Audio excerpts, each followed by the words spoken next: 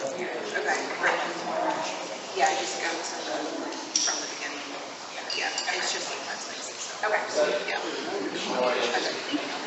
And that. I think we're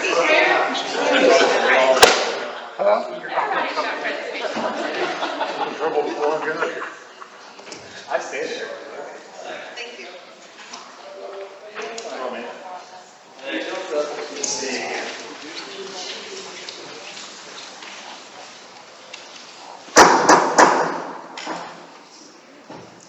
I'd like to call to order this meeting of the Mercer County Board of Education. Roll call, Mr. Clerk. Good evening, District 1, Amber Franceschi. Here. District 2, Amy Hart. Here. District 3, Dylan Montgomery. Here. District 4, Cliff Pruitt. Here. District 5, Randy Phillips. Here. It's now time for our pledge of allegiance. If everyone would rise, if you were able to. I pledge allegiance To the flag of the United States of America, and to the republic which stands, one nation, under God, indivisible, with liberty and justice for all. Thank you very much. It is now time to swear in our new student board member, Nora Martin. Nora, we're thrilled you are with us and looking forward to serving with you this year.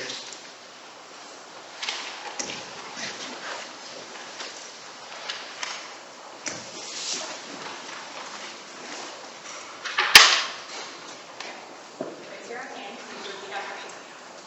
I do solemnly swear that I will support the Constitution of the United States that I will support the Constitution of the United States and the Constitution of this Commonwealth, and the Constitution of this Commonwealth, and be faithful and true to the Commonwealth of Kentucky, and be faithful and true to the Commonwealth of Kentucky, so long as I continue a citizen thereof, and so long continue to citizen of thereof, and that I will faithfully execute, and that I will faithfully execute to the best of my ability, to the best of my ability the office of member of the Mercer County Board of Education, of the member of the Mercer County Board of Education, according to law, according to law, and I do further solemnly swear and I do further solemnly swear that since the adoption of the present Constitution, since the adoption of the present Constitution, I, being a citizen of this state, I, being a citizen of the state, have not fought a duel with a deadly weapon have not fought a duel with a deadly weapon within this state nor out of it, within the state nor out of it, nor have I sent or accepted a challenge nor have I sent or accepted a challenge to fight a duel with deadly weapon, to fight a duel with deadly weapons, nor have I acted as a second nor have I acted as a second in carrying a challenge, in carrying a challenge, nor aided or assisted nor aided or assisted any person thus offending, any person thus offended. so help me God. So help me God.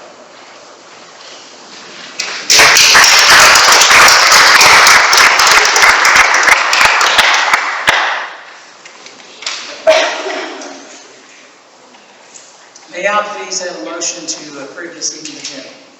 I make that motion. Can I have a second, please, Mr. Montgomery with the motion? Second. Mr. Pruitt, second. All in favor?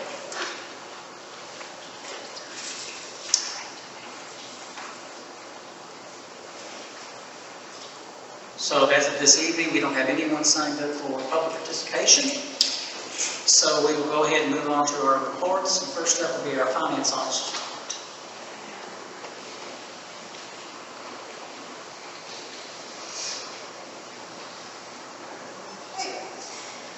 So our financial recap for July 2025, our year-to-date actual, and on here, I just want to point out that we're using our budget numbers for the beginning balance in here, so it has a little asterisk beside it, so you'll see that as far as our monthly financial report goes, until we have everything finalized, which will be in November. So our year-to-date actual is $9.25 million on the revenue side, which at this point in time shows a 1% decrease from last fiscal year. We have budgeted $30.96 million on the revenue side. All of our end-of-year entries are still in the process of finalizing. All of that should be done in the next couple of months. On the expense side, our actuals are $1.6 million. So the largest majority of those for the month of July were the KISTA bus payoff that we ended up doing. You all in June to go ahead and do in July. That was $600 some odd thousand. So that was a large portion of that expense in the month of July. But we do have those paid off, which is great. We saved close to $30,000 in interest on that by paying those off early. So we did get that finished. And then we have budgeted on the expense side $26.8 million. And so because we paid those KISTA bus leases off, you'll see under the categorical spending that our district level supports are 58.33%, and that's why it falls in that category. We just had our first large payroll of the year happen on August 15th. So that's where all of our teachers, all of our support staff that work during the school year start getting paid for the first time. So we do still have some new employees that just started with us literally first day of school or within the first couple of days of school that will start getting their first pay on August 30th. So we're trying to get all of that into our systems. But at this point in time, we're working on along on finance department. Are there any questions? So all of our buses now are paid off, and we don't owe any kind of money. We do not. Yeah. So anything we purchase from this point forward, if we're purchasing them right out, then that's what we'll do. We won't be paying any interest on them. Thank you all. Report, thank you. Next will be our instruction report, Jason McAllister.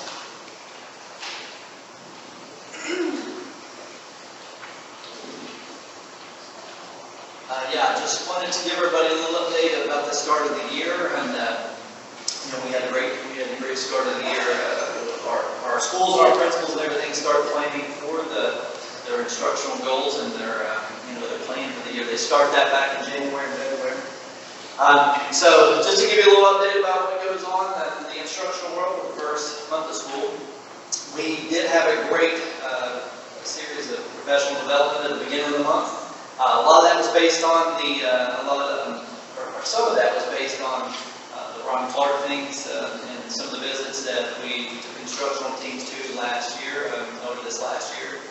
So we built a lot of that into our trainings and things. We feel like that's going to be really beneficial for us this year. It's going to be a big year for that. There was also a lot of reading and math trainings that we continue to focus on and continue to grow in those areas. For this school year, our instructional goals will remain, most of them will remain the same as they have for the last 5 years when I've been up here and talked. We'll try to get all of our grade levels at 60% proficiency or above. Make sure all our classes are growing at 75% of our kids are reading growth in those classes, and have less than 10% novice in any subject in any area. One thing that will change was our goal was to get our ACT scores up to the 20s. As you may have heard, there will be there's predicted to be a change in that from ACT to the SAT in the state.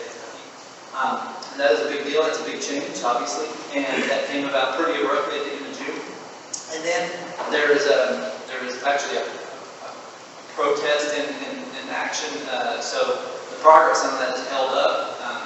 So there's really no more news on that, but there is a really good chance that a lot of the testing for juniors and a lot of the testing, the preparation we do will change and be based around the SAT moving forward. So we'll learn more about that. We did receive the first test scores back, individual test scores back from last year. That stuff, the specifics of that I'm not allowed to speak about yet, but there were still a lot of very encouraging things for us again. And we look forward to next month. We'll get the next kind of step and batch and some more designations and things like that. Some more results that are school-wide, and so we've already been working on that. The schools have definitely been working on that and seeing what they can take away from that. And we're really excited about that progress too. We feel like it's going to be another year moving, good motivation moving forward. And so yeah, next month's meeting we should be able to make a pretty solid report about some of those things and start talking about some of those results. So universal screening testing has already started. It should be going this week or moving into next week. So all the schools 3 through 8 will be, or K through 8 will be involved in that. So a lot of things going on, and it was, like I said, it was a great start to the year, and we look forward to getting these first 9 weeks really getting off the ground really well, so. I'm just wondering, Yeah, if this changed from ACT to the SAT, what's the major difference that it would mean to us as far as what we do now? it would be significant, honestly, just because we have an entire, and I'm sure Mr. Floro will tell you about that, we have an entire plan, not through, on up that is really geared towards preparing kids for that. A lot of our incentive plans are geared towards that. We do pretty intensive tracking on that over the years. So it will be a major change. I mean, it will be just a change in how we do business. Obviously, they're two different tests, and they're really accepted regionally differently. SAT is accepted or more widely used in other areas. That's a different test. It takes about a third less time. There's not, I don't think there's an actual concrete science score in it, if there is. So there are some differences, and we'll just have to learn about those things. And again, I think that the decision was, like I said, it was at the end of June. We were given little leeway as far as knowing about it. But they do say that once the protest session is over and the dispute has been settled, that they have prepared a lot of trainings. They're going to make a lot of training and stuff available because they know people, especially high school folks, hear a lot of what they do around that.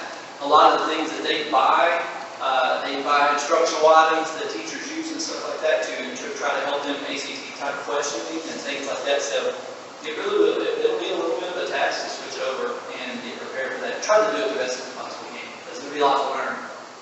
You Is know there any why? commentary, is there any commentary on why they wanted to change? The way it's described, it was just a bidding. It's just a contract, one contract ended, the next one is picked up, and somebody has to have the contract on that as far as testing college test for juniors. And so, Historically, I know not every student has had to take the SAT versus the ACT, but I know that there are some that have gone ahead and taken it. Do you see that the scoring, the ones that, of our students that have taken it, is it similar in levels? I'll be honest with you, I do not. I'm just not familiar with it. And I'm probably, a lot of people in the boat I am, where it'll be a new language to learn from sure. So I honestly, I couldn't tell you that. So That's a good question. I'm guessing you're going to have some kind of cutover plan for students that are in high school now. It's going to have to be a group that, okay, this is the new group. We're going to grandfather this group over using ACT methods. Wait a second. We're assuming there'll be guidance on that. Okay. Because there are some things in between. Some schools give the ACT to all the sophomores. They give it in the junior as a mandatory year, and then they give a retake. And some kids take it 3 times. Right. They have assistant take it 3 times. So, like I said, there'll have to be a lot of guidance on that. What will be the difference in acceptance for our students when between the two? I mean, are the colleges? As far as I know, I may be wrong, Kentucky is still a testing optional. The state colleges and things, I'm almost positive that was in some of these, that there's still a testing optional, so you don't even have to submit a test. Right, there's a You lot, can submit trust me, a there's a test. lot of colleges that. Yeah, so it's still becoming optional, so it's not the only method to get into a program or a college or something along those lines. I think that Kentucky is still stays it as testing optional like that with their state universities and things, so. It can help you, I think. Sure. It can. It's hurts. Right. Great. So there'll be a lot to learn on that. There'll be a lot to learn on that, there's no question. It's total change. Yeah, that's big news. It was. Yeah. It was. Any other questions for me? Thanks, Jason. Okay, appreciate it. Personnel report was shared with everyone prior to this meeting. I take it you had an opportunity to do that. So we will move on forward with our cybersecurity update and Jerome Goss. Proceed.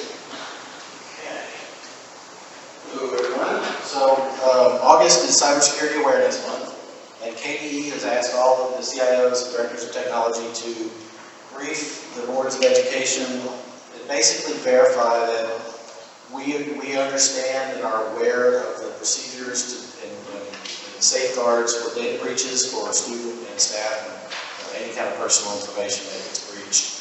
So that's been law since 2015. The Personal Information Security and Breach Investigation Procedures and Practices Act, or people call it House Bill 5, because that's easier.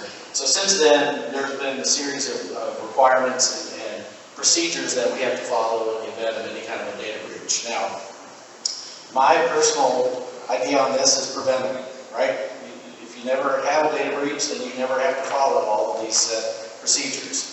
Now, unfortunately, the first week on the job, I was faced with a data security breach, and I've gone through every single one of these procedures. And I can promise you, since then, I have taken measures to make sure that that won't happen again. So, there's a lot of things we do that I don't feel comfortable discussing in a public forum. I'll be glad to do a closed session where I can go into a little bit more of the details of how we monitor sign-ins and what we do when there's suspicious logins and all of the actual processes that we use to try to keep everybody's information safe. But like I said, the purpose of this is just to assure you all that I'm aware of the Data Security and Breach Notification Best Practice Guide, this 11-page document that we're supposed to follow in the event of a breach, and of course, best practices to follow to prevent such breaches.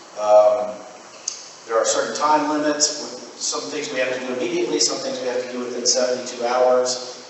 Forms we have to fill out. You'd be surprised at who has to be notified of any kind of a data breach. I was very surprised that the the Kentucky Department of Library and Archives is one of the 6 or 7 departments that have to be notified of every data breach. So, like I said, I've been through this.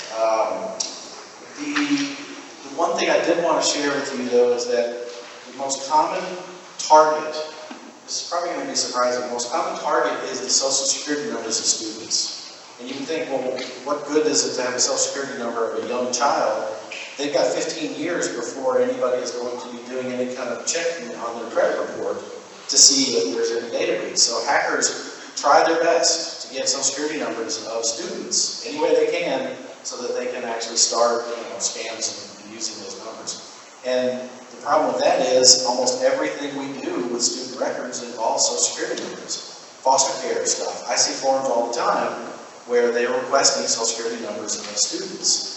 And so KPE is really trying to crack down on that and trying to come up with ways to get rid of, anytime we don't need to use a Social Security number, get rid of it. Delete it from old students. There's no reason why we have archives of all our previous student records with all of these available numbers that somebody can hack into. So most of it's common sense, but that is one thing that I definitely want to work with other departments in our district and trying to make sure that if we don't need a Social Security number for any kind of thing we're doing, don't include it. Don't put it in unless it's absolutely required. But it is required for things like KEYS money, or I think it's called KIA now. Is that right? Did they change the name of that? That's important. Students want to get the money from SAT and ACT and all the things they've done. It's dependent on their Social Security number. So we're aware of the contradiction, and we're definitely working on it. So, like I said, basically, I would be more than happy to share details of what we do and how we do it, but this is just, we've been asked to just let you guys know that I know what I'm supposed to be doing. I know what I'm supposed to do in the event of a breach, which I hope never happens, and we know the people that we're supposed to notify in the event of a breach.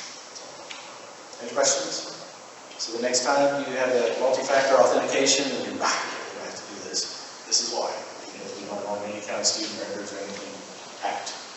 And trust me, I don't know if you guys are getting these emails, but today alone, there were 50 emails that were sent out to staff members pretending to be Mr. Brewer that were trying to get staff members to click on a document that took them to a link. So luckily, we were aware of it, we deleted it, but that's what we face on a daily basis. So. We require, Okay. are we required to have cyber security insurance in case of a data breach? We do have it as part of our umbrella policy. Now, whether we're required to have a special rider, we're not. We're not. That is usually, Mr. Brewer might be able to help you out on that. Yeah, Amber looked it up for us, thankfully. We do have a coverage, I don't know just how much coverage we have, right, in public, but we do have that as part of our just general umbrella insurance plan. There are other districts that have a special cybersecurity rider where they pay a lot more for specific increases in the caps. That's not something that we've ever felt the need or have done, and a lot of that comes from, I believe, the board attorney. I believe they're the ones that will very often make that determination. So, yes, we're covered as part of our umbrella insurance policy. Anything else? Thank you very much, guys. Appreciate it. Appreciate all your hard work. Up next will be our student board member, Martin Stein.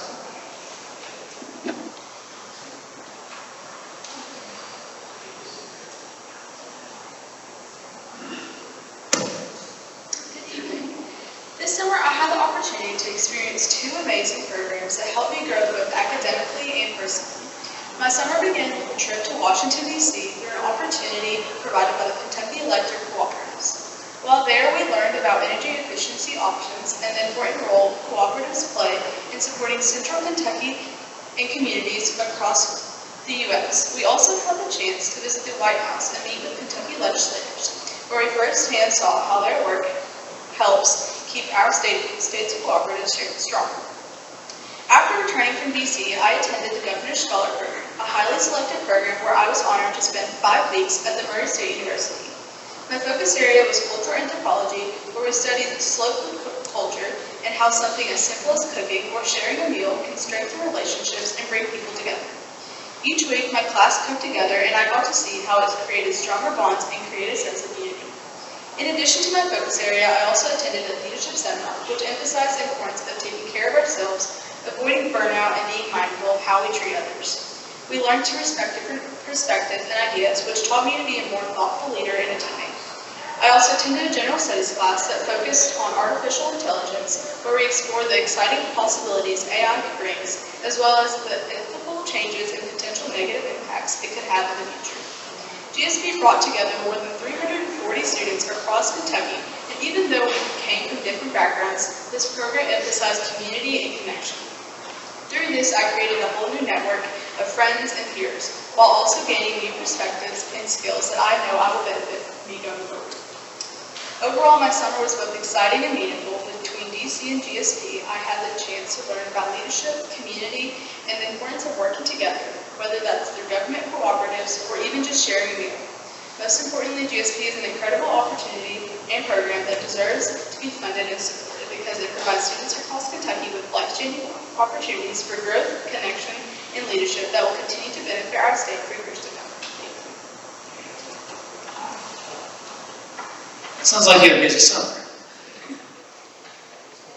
Sounds like a fun summer. You got to make that big trip to Murray's. Thank you very much. Up next will be our elementary school update. Trace Creek.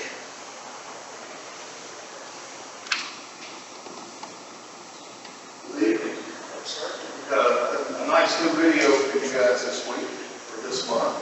It sounds like perfect for summer with it's 0 to ours. What all should be done. Drone video coming from the east going to the west, coming from the 127 intersection there. Start seeing the building come together. This shot's coming from the front. You noticed the gymnasium, and this was taken a few days ago. Your gymnasium now has, and this video has rafters. As of today, it's got all of its steel decking on it. So that roofing is coming together. The roof on the back section of Area E, I'll just keep talking as you all watch the video. We have finally gotten the moisture that we've all talked about for the past few months into the level that they can start proceeding with it. It got to the level that is acceptable to proceed. So starting Monday, the roofing contractor will be on site to start putting the roof on that section. They'll also start putting the roof on section A, which is the closest to the road that's got the gable on it. So we'll start putting on 2 different types of roof next week. And as I said, the gymnasium there is already decked. Just to give you a quick overview, as you enjoy the few minutes in the video, is that contractors have completed all the storm drain, or continue all the storm drainage and storm lines. They completed all that stone base on the left side, as you see in the far corner. That's going to be your bus parking, bus drop-off, your future parking, that stuff. They completed all the underground electric over there, so all your pole bases is in around your parking lot. The site's really coming together. They continued with all the rough ends in the areas that's got the roots on them. Area A, which you can see there, is changing colors. We're going to change colors on you a couple times through the project. We're going to start out gray, and you're going to turn to this yellow gold color. And you'll also turn to a brick color at the end. As I said, they started setting the joist in area C, which is the roof joist. They completed all the PVC roof on area D, and they have completed all the metal studs in area D, which is actually, I got this cheat sheet, I'm sorry, is your first grade section. And if you noticed in the picture, in area A, we want to start out front where you can see it, so when we hit the back, if they started with all the stones, it's going to come up under the windows where your brick takes off. And that's really a good, in my opinion, it was a great selection of product that you got there. Starting in the next month, we're going to try to continue the water line excavation out of the roadway. If you drive by, you can see that the contractor's still working construction out there, but it's moving along as expected. They'll complete all the metal studs in area A, so we'll be about wrapped up with that, start ready to condition it and work toward drywall. We'll complete the electrical rough end, or we'll start the rough ends in area B. We continue those overhead. They'll complete all the metal decking installation on that area over the gymnasium and back to the right again, which is going to tie A and B there together. They'll start the installation of the trusses in area C, which is starting down your hallway in the section between your cafeteria and the back wing of the school. And as I said, we're going to start installing the PVC roof on area E and the metal stainless steel metal roof on area A. Weather permitting, which is good, hot and dry, we'll be doing that, or they'll be there next week to start that. Any questions? Been noticing the stone going up across the front, looks good. Yes, that's an attention getter, isn't it? It's really going to be an attention getter when they start getting the brick up. Yeah, once the project finishes out, and you get the difference between the grades out front, the grass growing, that stone, and the brick, and the color of the roof. It'll really stand out. I think it's going to be a very nice looking facility. It's not just a brick from the ground up. That was a good choice of all that.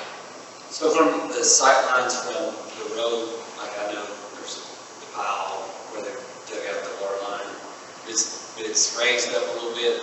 Like, will that be flat?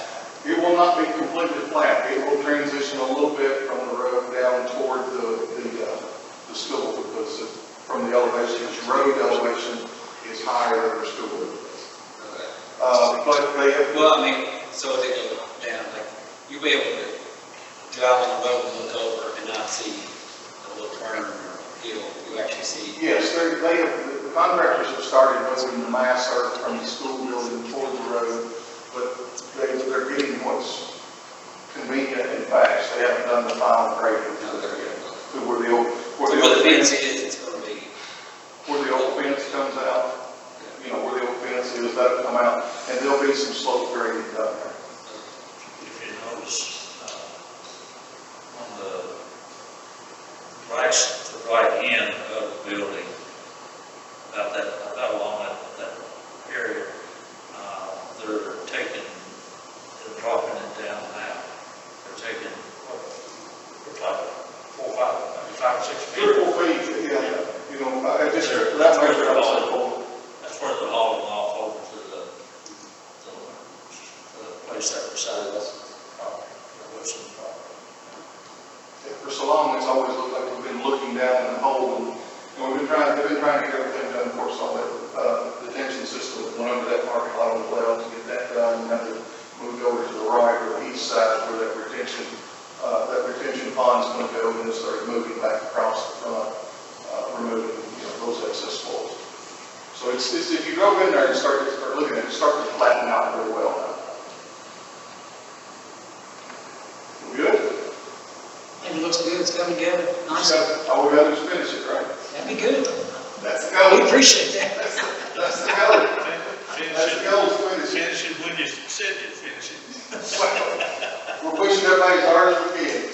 You're gonna get a break in the weather next week, it's gonna be lucky. Well, we don't want too much of a break. The heat break would probably help some. We don't want it to start raining on us again. We dealt with that once. All right, thank you all. And as always, if you all have any questions, you know how to reach us. Appreciate it. Caleb and Joey is always there to answer questions. No, I'm just kidding. We're all there for you. Thank you. Thanks. Next will be our superintendent's report, Mr. Ford. Good evening, just a few things here. Opening day, open houses were well attended. Opening day and August 4th, as Mr. McCallum was talking about, went really well, and we did be 1% better. And I've already got some emails back to how those were changing some things that they did in the classrooms or on the buses that were neat to read so far. First 5 days of school, we've already got a first week under our belt. 5 days are in the books, and they went great. I need to knock on wood, but it's been as smooth as it went years past since I've been here, so it's been really good. And hats off to our administrators and teachers and all our staff that's made that work that way. One of the great things is all of our certified positions were filled with 10 days before the first day of school for kids coming. So that was, I know a lot of school systems wish they were in that same position, and that's a tribute to you all with the salary schedule and recruit those retaining great staff members. Last week I took a couple days and gave a tour to our new elementary school with our current elementary teachers, preschool through second grade, and I didn't realize how bad they wanted to get into the school and see their new school, so they were excited. And then I learned that the most excitement came with the hard hat that they got to put on and the picture they got to take with it, or the TikTok, or whatever it was. They were really excited about putting that hard hat on and walk out there. It was really neat. But no, they really enjoyed the tour. And they were excited about next year this time. And we've already been talking about next year. Like we've always done opening day at the high school, but next year we're already starting to plan. Starting the day after the opening day this year, we're already starting to plan on having an opening day at the new elementary school next year. So that'll be pretty neat. It'll be something new for us, just to start to kick off the new year at the new elementary school. If you all are Intercounty Energy customers, you all opened your mailbox like I did and got Kentucky Living out. And I pulled it out the other day, the mailbox, and there's Nora Martin. And she's on the front cover. It talked about the Washington D.C. trip, so I enjoyed reading that article. And so that's pretty neat to see our new student board member on the front cover of the magazine. Academics, I know Mr. McAllister went through a lot of that. And of course, we can't say anything, but we've got some really exciting news coming up. Probably not till December now because of the science test and KDE saying those will be ready till December. But we're excited about those scores. In the arts, I know you all that went by the high school this summer in the blazing heat and sunshine, and saw the marching band out there. I know they're gearing up. They've got their competitive schedule coming up, starting soon. And in athletics, congratulations to, is Jay here? Okay. He had a match. And congratulations to Jay Anderson, the boys golf team. They won the first championship of the year for Mercer County, and he won the Class 2A, or they won the Class 2A section championship. And they go on to Owensboro to compete in the state. Don't forget our first football game, which is our bowl game, is this Saturday night. And there's 2 games. We play the second game at 8 o'clock against Lexington Tates Creek. And just a reminder for everybody, next month's board meeting is at the high school. Don't forget it. Okay, so at the high school next month in September. That's all. Questions? Thank you very much, sir. Good first report for the school year. We'll move on to our consent agenda items. Everyone's had an opportunity to look and review those. I'll open the floor for any questions or discussion about any of the consent agenda items. I'm not sure if you have anything you want to bring to What I our was going to attention. add is, I know we got surplus equipment on there. We had a bus went on there last month, and we didn't receive any bids for that. And so therefore, we'll just keep that in our reserve in case we have a bus breakdown or whatever, we can use that. This bus and it runs as well, so it's not like it's a scrap bus, so they can purchase it and drive off. So we'll put that out to bid if you will approve that under consent items. That's it. Anyone have any questions or any discussion? If not, can I have a motion to approve the consent agenda? Make a motion. Mrs. Franceschi with the motion, may I have a second, please? Second. Mr. Montgomery, second, all in favor? We have a couple of action items for discussion coming up, and the first one will be the tax rates for 2025 and 26. Amber?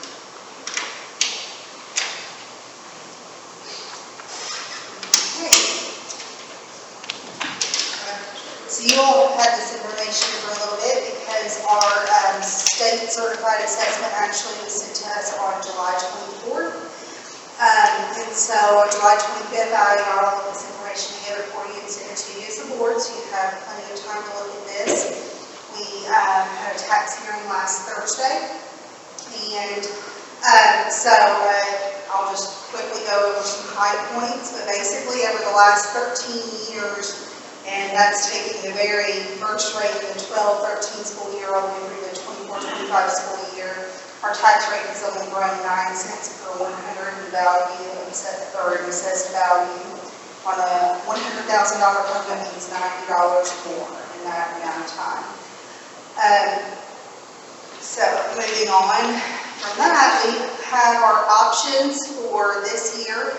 Our compensating rate is 67.8 cents and 71.6 cents on real and personal property. 4% increase rate is 70.5 cents and 71.9 cents. The same rate would be 71.6 cents, and then the subsection 1 rate would be 74.3 cents. And so, moving on down, also our motor vehicle tax rate is also 50 cents per $100 of assessed value, so that would increase a little bit as well.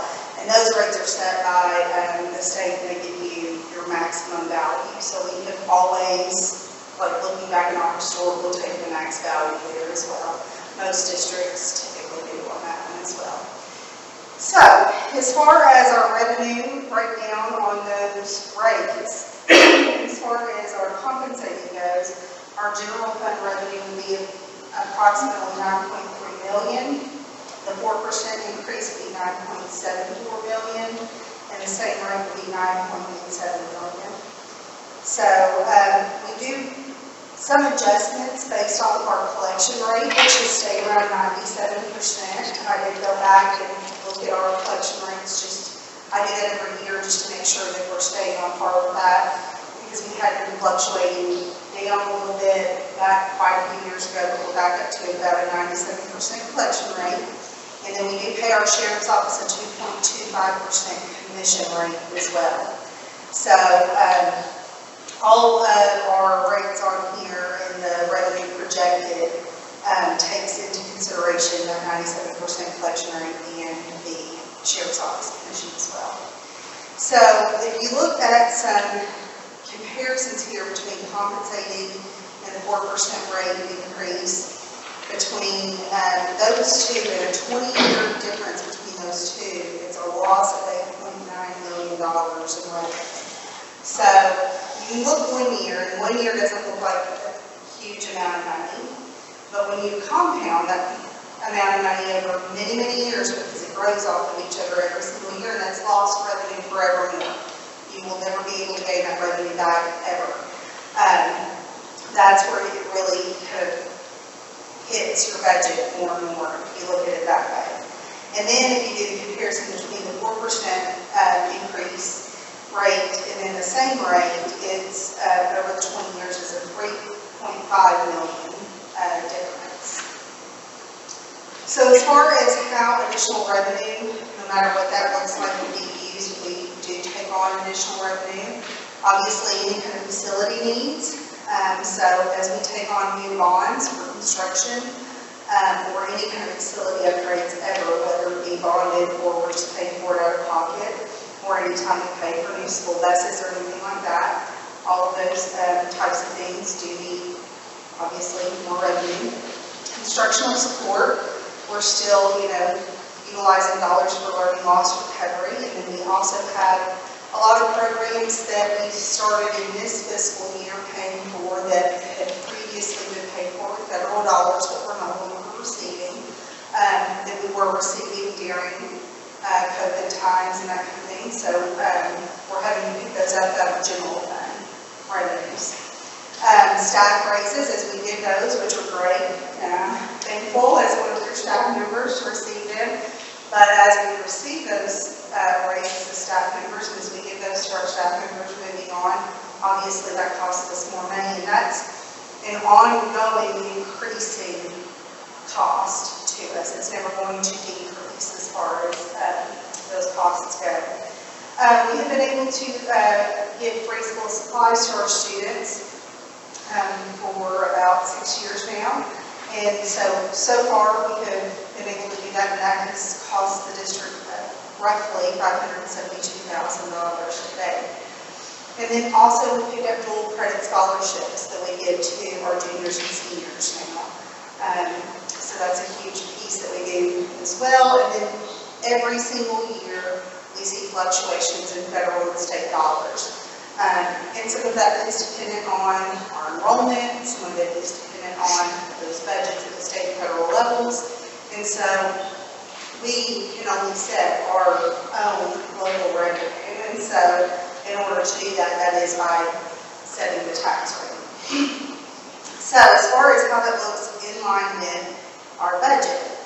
So as far as contingency rates look like, with the compensating rate, an estimation, this is based off of the tentative budget numbers, because I'm still working on working budget that you all will approve next month. We're looking at a 23.96% contingency.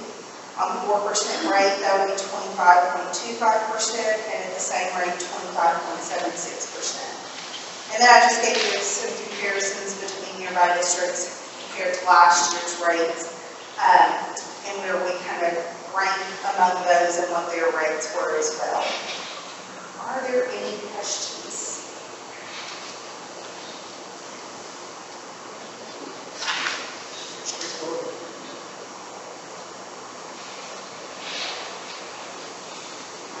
Any discussion?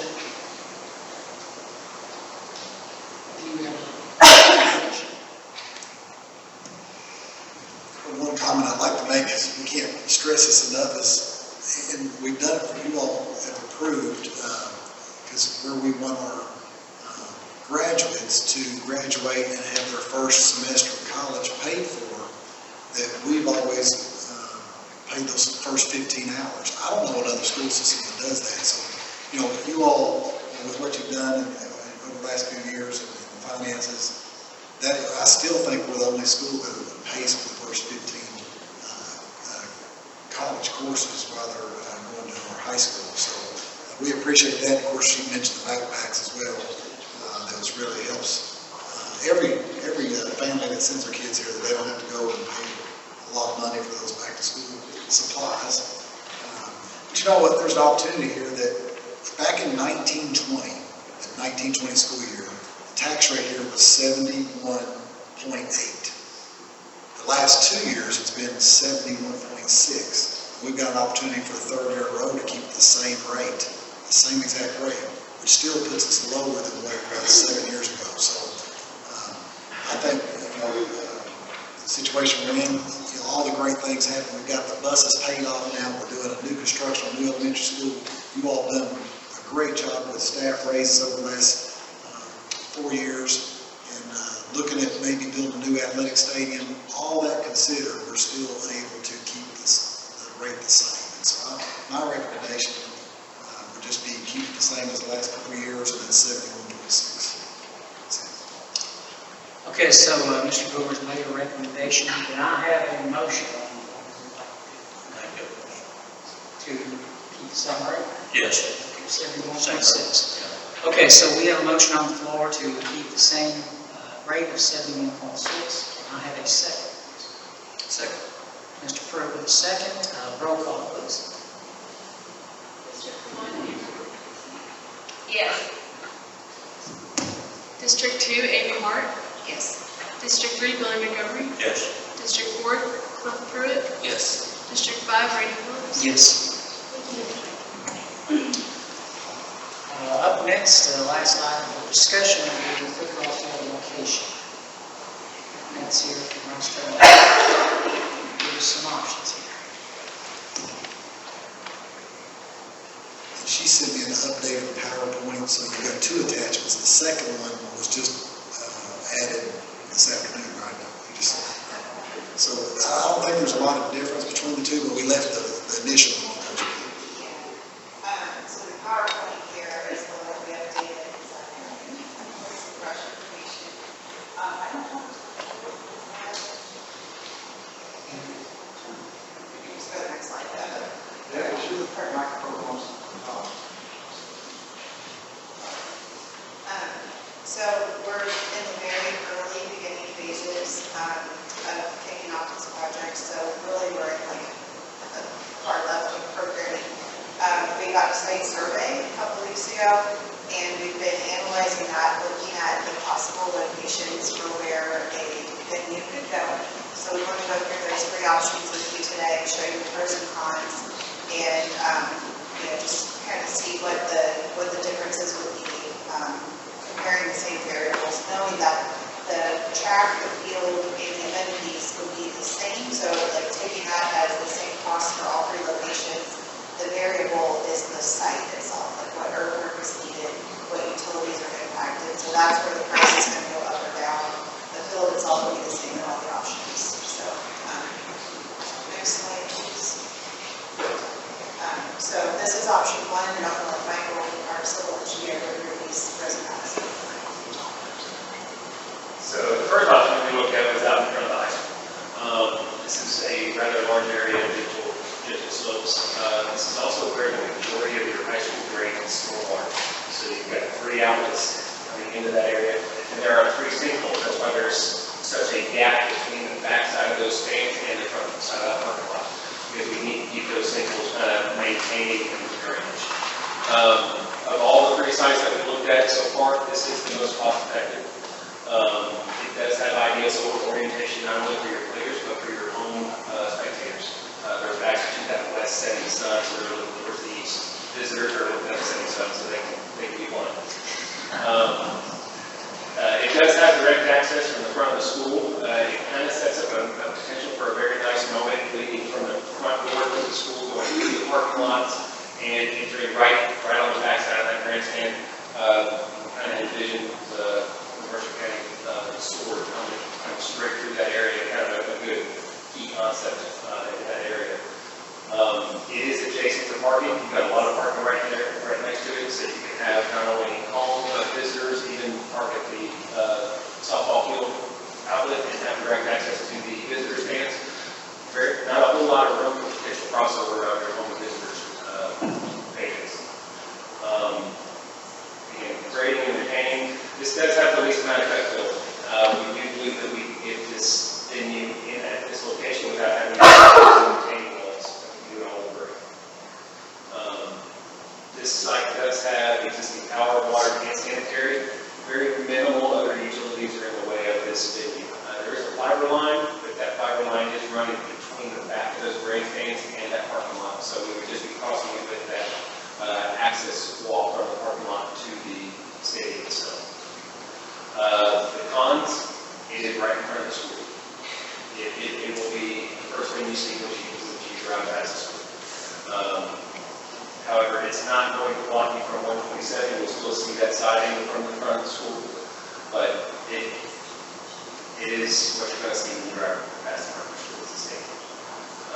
The other con on this one is that shot put discus, that's that small green triangle piece to the north of the entry road to the high school. They are not within the venue. They are a little bit satellite, but still in close proximity. So those are 2 big kind of cons for this one.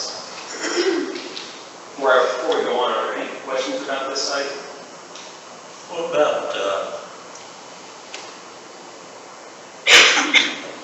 where the sinkholes are, down in that little valley there, down there?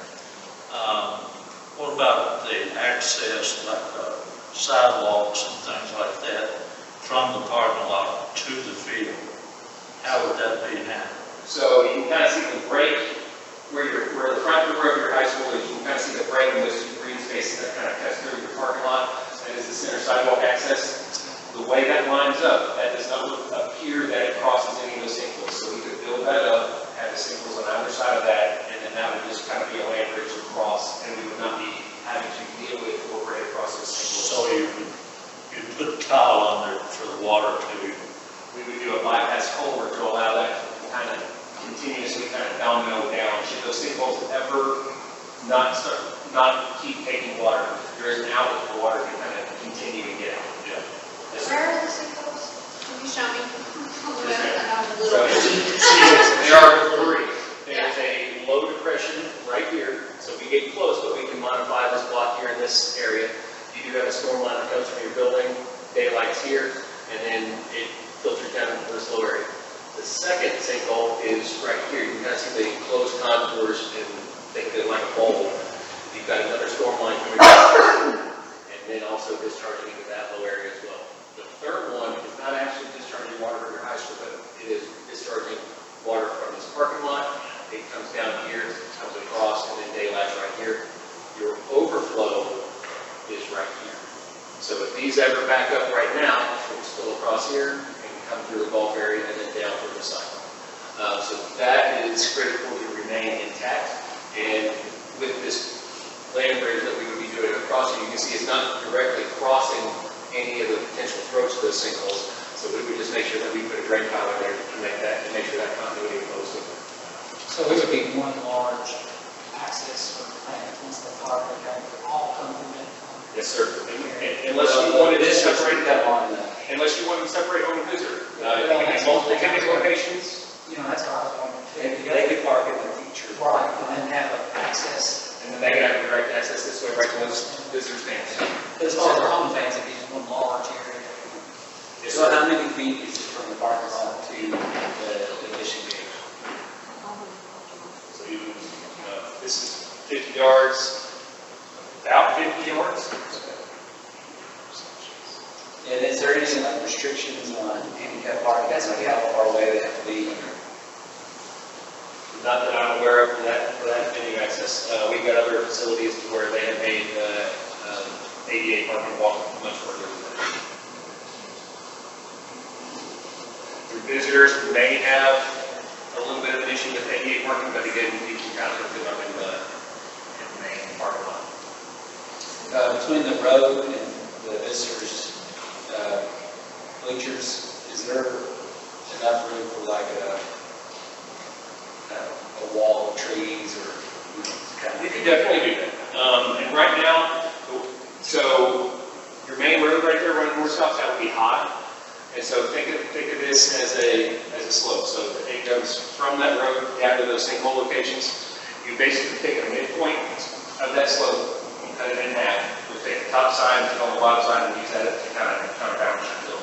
So the visitor style bleachers here would be built into the grade, so they would be on the downhill slope. They're not kind of like a pad down bleacher, they would be built into the slope. And then the field would be down lower than the high school. You wouldn't need any field for what you're saying.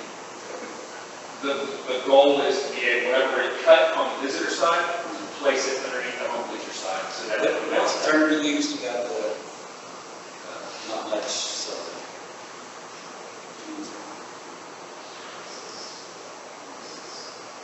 Cut field. Okay. Yeah, so the goal with every side is to kind of balance it. So whatever we cut on the high side, we want to basically fill that on the low side, and then that will help balance out the side. I know, with the baseball field, that we had to take it down and build it back up with the clay before we brought the top layer in and the turf in on the infield and everything. Yes, sir. Now, would this require that to go down and have so much of a clay under cover before you put the top You layer? don't want that, it can be very costly if you've got bedrock there to kind of trench all your underdrainage in the bedrock. But again, we don't have any geotechnical knowledge here yet, so all we don't know how quick we're gonna get, no, we're gonna get it. I know you're gonna do it, I just can't tell you when. Yeah. Can I ask, and maybe it's not on this program, I'm just curious. I see our home locker room, like, what about visitors? Yeah, that would be another thing, so that would have the locker rooms for both. And another option is if you wanted to put them in the gym and not have them in that building, and to make the building smaller, that's an option. But the intent would be that the weight room and the locker room would house all of the lockers, yeah. And you would just put them on different sides so that they're going in on different angles. But then also on this thing, we're showing a future field house, and also just to show you that tennis could fit if we wanted to entertain tennis on the main high school campus. We also talked about putting tennis at the soccer field, but this is just to show you, we keep the soccer field, put tennis here. It would work with the site and with not overlapping utilities in this option. So being more expensive. Well, you would keep the field, you would keep your soccer field. There would be some site grading with that, you can see that's, there's grading going on. But you're gonna have to still pay for the surface, so like that surface area of it, no matter which field it's at, that cost is the same. It's just, do you want to take away a soccer field that has, you could use, or we could also look at putting it here, and all of that we can get the cost opinions if you want to explore that. But we just wanted to show that just for an option, that it could fit there, and then having a field house, which kind of works for all the amenities there. It could serve various sports. It's not only by football or only by baseball. So it's kind of centrally located with the sports. I think we were talking about putting tennis at the current soccer field. We've already got bleachers and concession stands and brand new lights and to do, is that concession you put there, and you still have to put seating and lights Yes. here too. Yes. And concessions. Yeah, so that would be an additional cost for the lights and the seating. Another pro here is that a golf range is not affected at all. Anything else on this option? Next slide, please. So option number 2, this is probably one of the more expensive options that we explored. This site has a pro, it is not in front of the school. It is more towards the back and kind of have an athletics campus feel on the south side of your high school there. It is adjacent to the existing parking lot, so parking is closer. As far as utilities, you do have 3-phase power, natural gas, that's all located along Henry Street. And also the main water line that feeds your high school is also located along Henry Street as well. The negatives to this site is that it does, number one, it's not on there, it does impact golf range. There's a 28-foot grade change from one tip of that track to the other. The way this track is oriented, it's in the long dimension. So when you want to place a track, you want to place it the shortest dimension along that grade change so that you can mitigate your grades. This site will take significant retaining walls. The road leading back into the street will probably need to be relocated in this configuration. The other negative to this site is that there's a massive amount of stormwater that flows under that culvert, under that road. I would highly suggest that a geotechnical investigation would recommend removing all that soil because of how soft it is, how long it's been inundated with water. And then there's that 30-inch pipe that goes under the softball field that we picked up, re-piped up the baseball field. All that water kind of discharges directly to that point.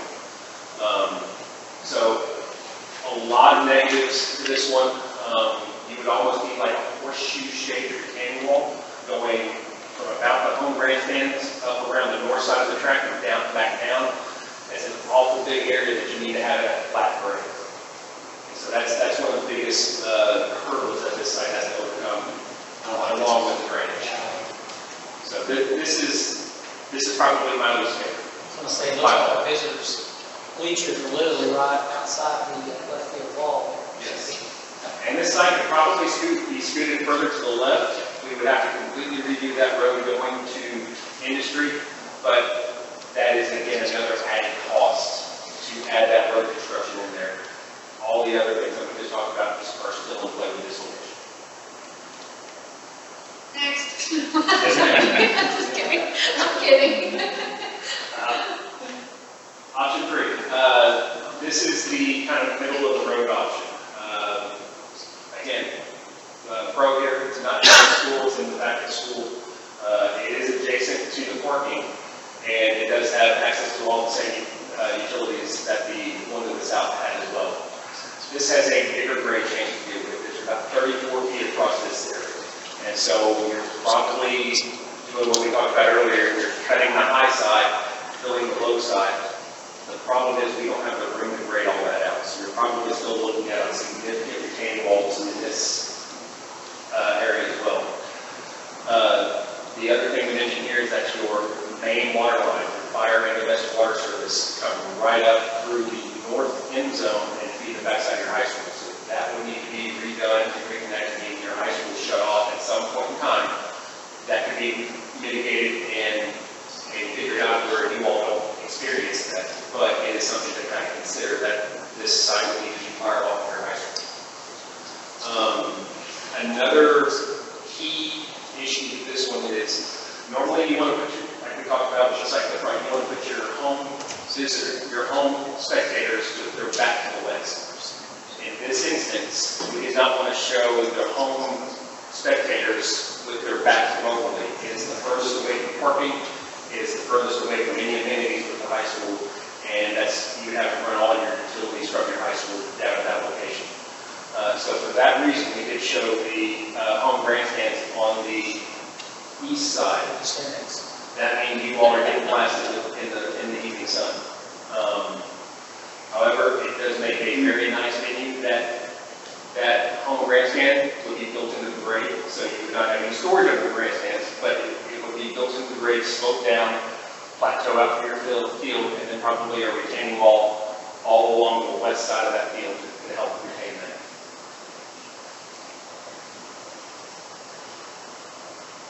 Any other questions? Okay, Yes, sir. This is, yeah, same. That's the right size. What about like right here? Is that even worse? That's probably between option number 2 and option number 3 from what we looked at. And that is, you're still probably getting into those wet soils down in that drainage soil. The nice thing about this location is that it's up higher on the hill, so you probably don't have as soft a soils to deal with because it hasn't seen all that water flow over the years. You're still not going to get out of retaining walls with that location either, but then again, you're also adding the cost to completely redo that road. KYTC may not let you relocate that exit onto Industry because of how nicely it lines up with the street across the road. So we would need to find a way to reroute that road or get rid of that entry altogether. I know that helps you exiting students from the high school. I think drop off. I think that, if in that case, we could probably get rid of this road. And then the other program, Rerouting that road is, if you get it down in that area, rerouting that would be. I'm just thinking that I would think just get rid of it. Still. Yeah, that's kind of what I was thinking, this would have to get, if you put it down there, we'd have to eliminate that. The sun is still going to be. the sun is still going to be right in your face. And that's the biggest probable drawback because it's not just football that you be having here. You have Saturdays, soccer games, middle of the afternoon, and so that's something that you would have to live with the entire life of the city. Well, And then how are you gonna, where would the new routing student drop off? I mean, where would you bring it in or? Hey, at one point, they used to go around the back and after. One time. That was the smoothest. No, it makes it long. It'd be a much shorter distance, certainly.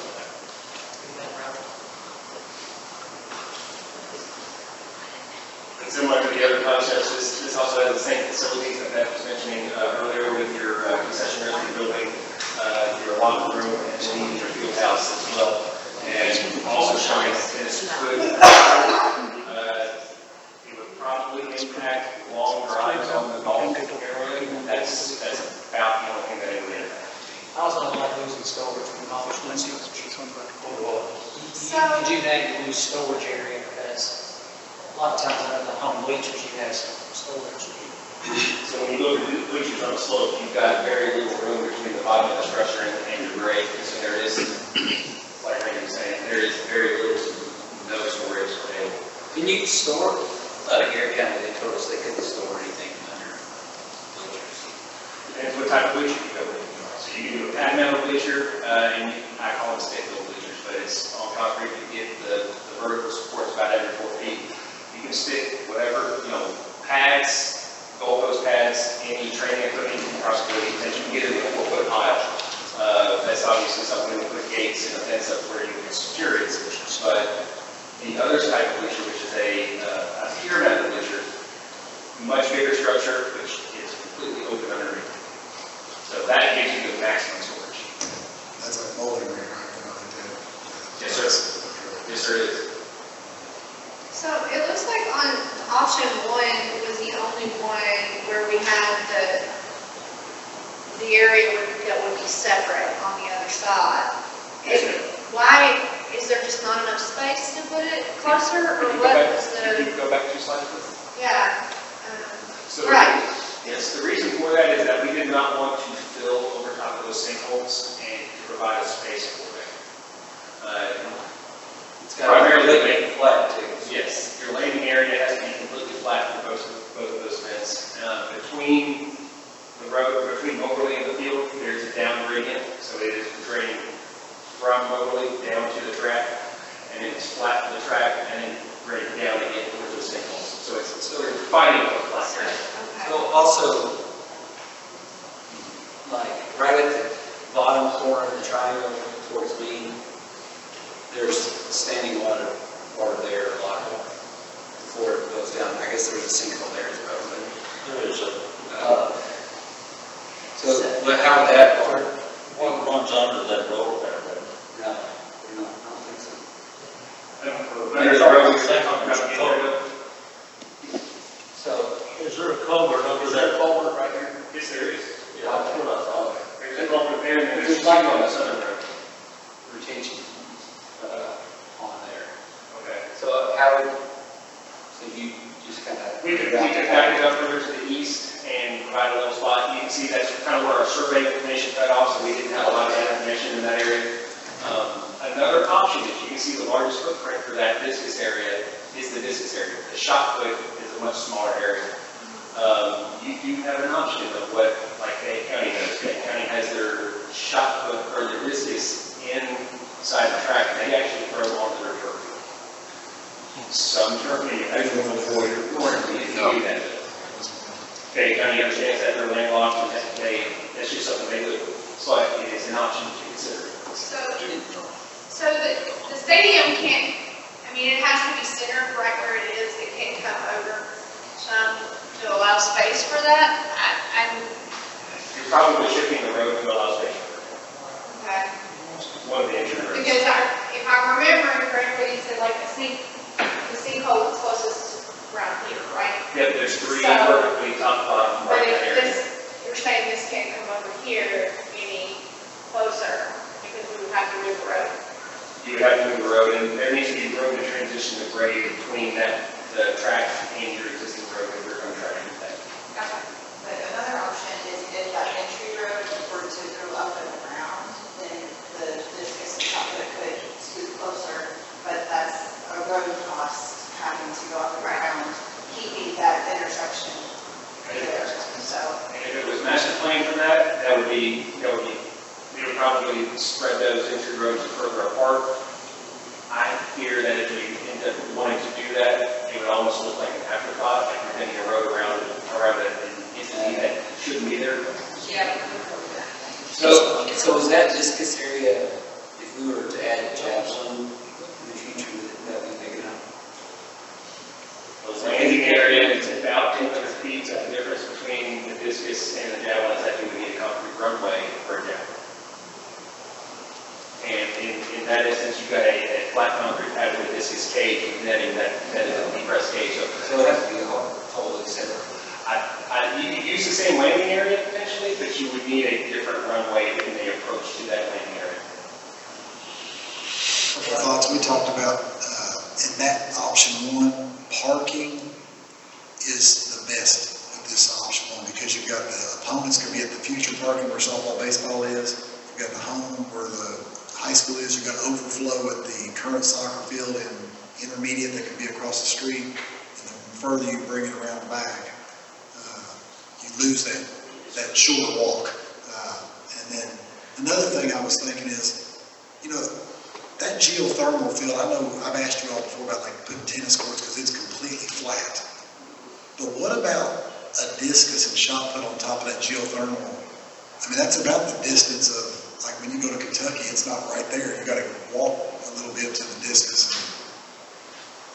The discus, that landing area is just a flat grass field. So that is actually an ideal location for discus. Shot put, you do have that class I sand that you're gonna put in there, which is your granular material that accepts that shot put. And then there is an underdrain, so there is a little bit of depth to it. That is something that you could put over geothermal, but again, if you ever have an issue with geothermal, you're going through it to get to it. But it is a possibility you could do. Because it's already completely flat, and it's a huge area. Right. It's not terribly abnormal to have your shot put and discus separated. I mean, that's, It's not, it makes meet management a little bit more difficult because you have officiating people over there, and if you've got a multi-sport athlete, you've got an athlete, you know, run a sprint, having to go all the way behind the school, and try to potentially back and forth. So it's probably been more of a meet management issue. there's not a whole, usually throwers are throwers, runners are runners, and there's not a Every whole now lot. and And not often. You're right. They're not usually the same. You're right. The other option is, if you want to put something like that closer to the golf range, utilizing the golf range as a landing area is another option. That's not another where we can start looking at possibilities to place all over the campus. But I think the closest you can get to the venue, the better. Big divots in the golf range. Big divots in the golf range. Well, shot put would not go there. I'm more talking about the distance because again, that just means a flat grass area. I was just curious, seeing as that was the only one that kind of had it separated out. Being in front of the school, it would have to look really pretty. And lots of landscaping and And I'm thinking make it about make it naturally fit into that. as well, because that's not the sort of thing that can get put on the back burner in coming years. It's gonna have to stay It's always going to pristine. look good. Yeah. You know, another thing to consider is that whenever you do a venue like this, you're more often than not, you're going to enclose with fencing because you want to protect your investment at that point. You've got a high dollar turf field there, you've got a high dollar track there, and you want to keep any opposing teams from wanting to keep the pace set. So at that point, you've got options for like on a chain link or upping the looks as it would be in the front of your school. You can have the option of ornamental fencing, upping it even more. You have ornamental with the brick columns just to try to kind of respond to the language of the high school and kind of bring that more towards the road. I'm trying to picture it in my mind. Is it, like, does it sit down some? I mean, you still see the high It's the school. bleachers. It's the bleachers you gotta get over. Yeah, and the bleachers, we can look at different orientations depending on if we salvage the existing bleachers or if we do all new. We can go long and skinny, or we can go, shorter and deeper. Shorter and deeper, you're gonna block the school a little bit, but long and skinny, it won't, it'll be longer. It'd be nice to look into the field and not see the bleachers. Yeah. So yeah, the bleachers, now the locker room and field house, that could be a small space too, but that can also be dressed up as a nice building. Yeah, it's always nice. Is that cost, the difference in that cost? Let's say we had to go with the new brick bleachers because we wanted to make it long and skinny. Yeah. Is that anywhere comparable to what it would cost to use option 2 or option 3 with all the Yeah, site? the site wall is just, It's pretty significant. it's a massive cost. So even if we went to go with the new bleachers, it It'd would be high still six be. figures, if not over $1 million. Okay. And different between the sites. So not really options. There's one That's option, an that's what option. you're saying. Yeah, That's what you're that's what I heard. Just kind of said high school, and I said, well, you're you're not, that's what Jason was talking about, you're not sticking Commonwealth Stadium from Right, school. right. And that's something we could always do sight lines, site studies, and show you what it would look like from the road. Yeah, And I then, would really like, be interested in that. when you're driving down the road, you see the school from like, if you're driving north, you see the school from that first entrance. And then you don't look, like you see trees and like a, kind of like a hill there. You don't really look at the school there. And once you're past it, well, coming this way, you're gonna see it this way anyways. So you Right. never look straight on. That's You true. look this way. Yeah, that You is still true. can see. The grass nets are only shown there from about the 30-yard line to the 30-yard line. So that's the only spot that's going to extend vertically and really a structure. Well, but you don't have your press box. Yes, sir. So it's got it right. The We're not field just itself, standing in front of it like that, and there's not a road that runs there. the field itself is going to be lower than over the road. Yes, sir. Uh, yeah, I would think, well, 8 or 10 feet, something like that. Okay, then that's where your bleachers are gonna start on the, Visitor side.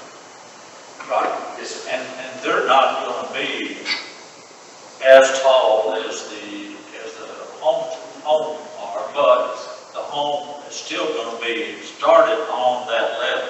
At the field level. But it's gonna be further away from you. And, Because you right now, if you go through there right now,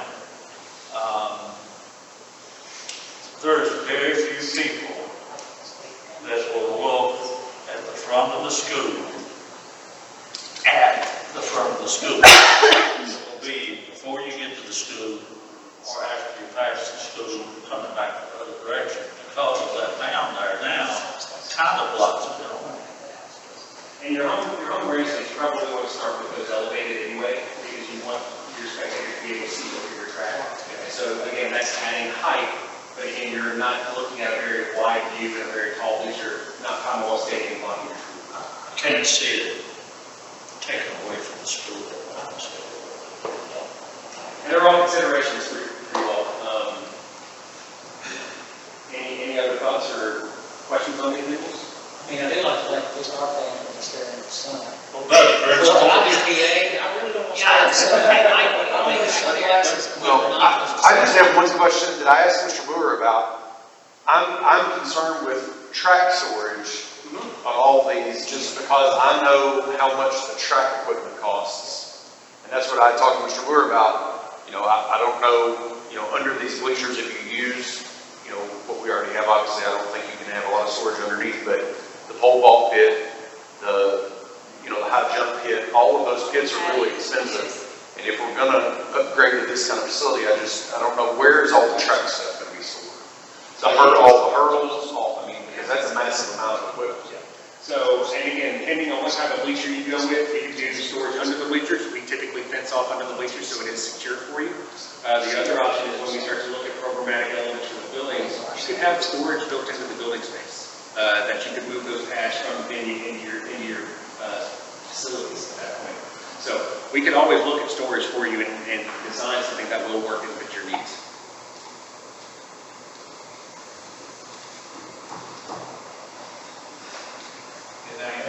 The handicap parking, is there additional parking? I can't tell if it was to go in the front, because obviously our handicap spots are in the front of the school.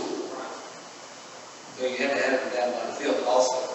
So there would be additional handicap parking by the field? We weren't showing that. That's something I don't think you would want to do on a permanent basis because you don't need those spots blocked off the entire school year. So you have options for temporary signage, portable signage. You've got a lot of flexibility in that. I think you use some kind of temporary sign. But you have to have some man spots. Yes, sir. And that's something that in this configuration, I would probably recommend figuring out how many block off you take off. Where's your entrance? Where is my entrance?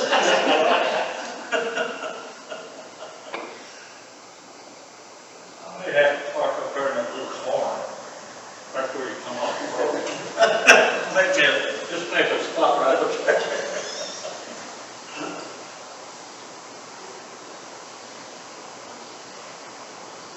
Those are great points and things that we need to remember in the design phase. That's where it's handicapped. I know we always have the softball, baseball, future parking spot. You can line them up against that road because we'll have an entrance there that goes left or right because there will be that sidewalk on the outside of the fence you're talking about to keep everybody off of that expensive traffic. Signs up that just say handicap parking, stadium events, just signs there. People know that any other time they Another option for spectators or visitor spectators, you can park them over at the intermediate school and save the outfield of softball at the tailgate lot. You can always put visitors over across and make them more across the street. So you got a lot of flexibility with this option. Well, you can also do it at the southeast end zone, probably, during that corner.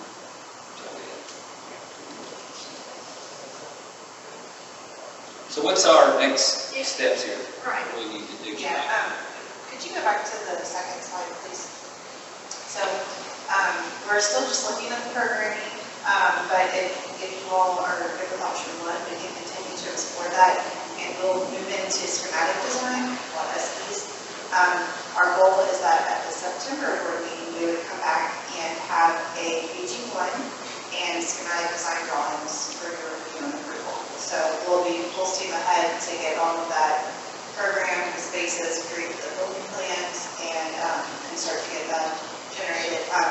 With this scale of a project, more than likely KDE will allow it to be a tier that's down. Like, so with the elementary, we had a tier 1, so we had to do each of these phases that you see. With this being athletics, we can usually combine the D and T phase. So we would probably do one SD approval and then a combined DC approval, but we're looking at about 6 months to go from where we are today to bidding, which is the orange there. So kind of 6 months of design, a couple of steps here and there to, to check in, get it reviewed, approved, and then go into bidding and bid in the spring. So that's the current thing. So what do you need tonight? Well, we just need direction, since there's 3 options on the table, or any other options that you want us to look at. And we would just like to know which one we want to go with, and then we will continue working on that and just continue to progress the design. I don't think we should wait. And it's going to be like things option one, that's one. Cost, logistics standpoint.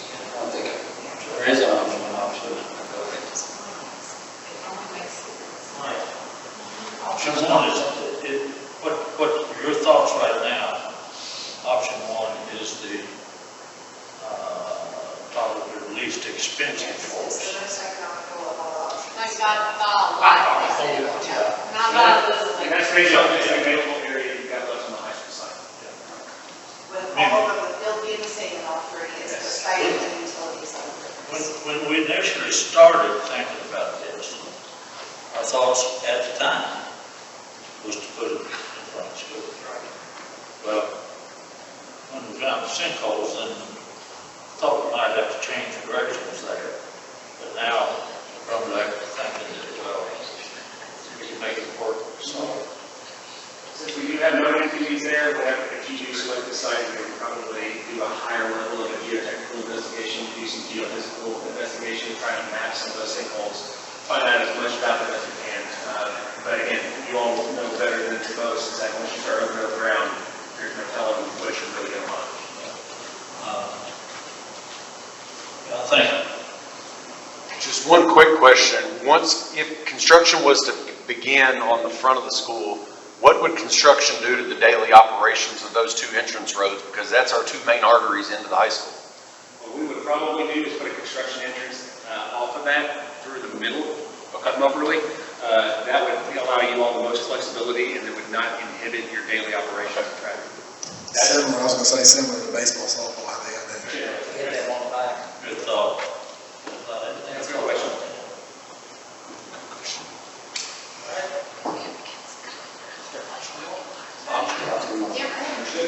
Thank you. We do have several action items left for roll call vote. The first one will be our drug testing consent forms. Oh, Leslie. Hopefully this is a chance to look at these. I'm asking that we just take off the lines and talk about that it's just covered with this activity, the way sports and things are going now. As a person who's taking over that role as the district, I'm not sure I would be able to figure out when seasons end, because it's like they have weightlifting in certain parts of the year, they're doing, they're all, it's ongoing all year long. So in order for us to be super transparent with parents so that they know when their child is participating in the sport, they're signing up for that for the duration of the, once they sign the form, it's for the school year, then it will be over. So I don't know when we're working out indoors or outdoors, it's just. That's better anyway, like, It is. yeah, it's better. I like that better.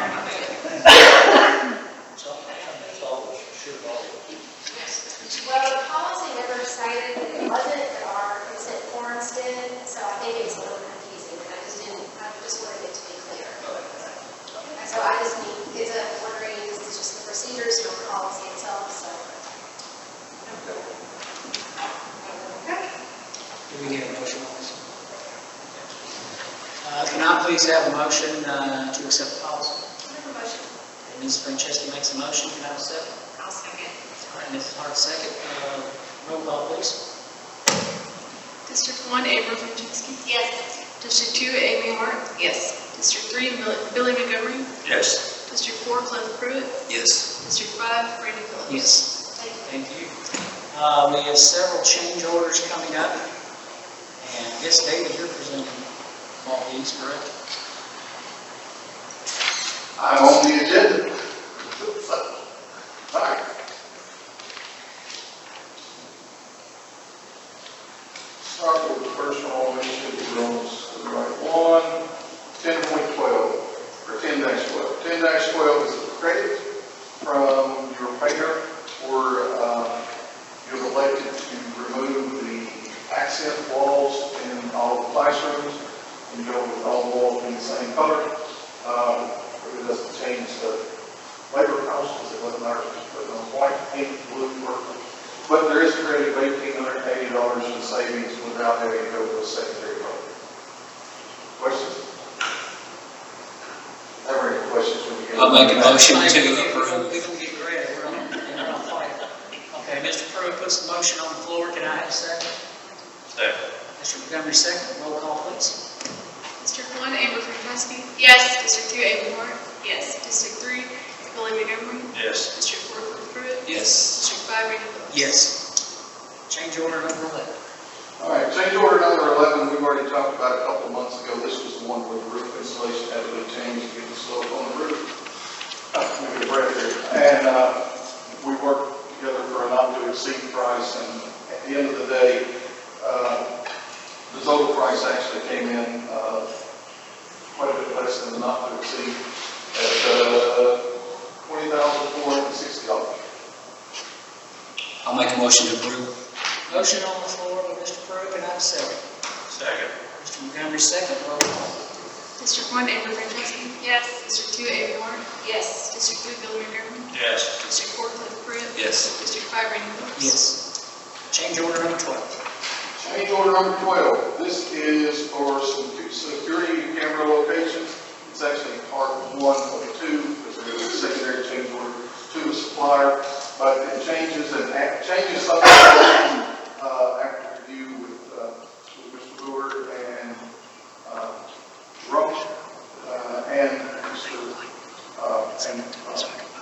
Will, that there's some locations that want to change the security cameras around, some rerouting and wiring, they go over some rerouting and wiring to fully self blocks, field walls that go. So the first change order is to Toyota Electric for $2,722.49, and then the second one, we'll do it one at a time. The second part of that is the change order to the direct purchase order to Newtek for $3,107.07. Any questions? You good with this one? Yeah. One thing we noticed that we didn't have a camera on the serving lines in the cafeteria, which is a old administrator in high school, we always have to look back at those cameras. So we placed one in there. We also put a couple more exterior cameras around the elementary school so we can see what's going on, not only during school, but outside school hours as well. So yeah, these are things that we recommend. Can I have a motion for approval? Make a motion. Ms. Franceschi with the motion, can I have a second? I second. Mrs. Hart, second, roll call. District 1, Amy Franceschi. Yes. District 2, Amy Hart. Yes. District 3, Billy Goodman. Yes. District 4, Cliff Pruitt. Yes. District 5, Brandon Phillips. Yes. Change order 3-17. Yeah, that's the second part of that one, that's for the actual, additional cameras and stuff that Mr. Wood was talking about. Can I get a motion? I'll make the motion. Ms. Hart, that's a motion on the floor, can I have a second?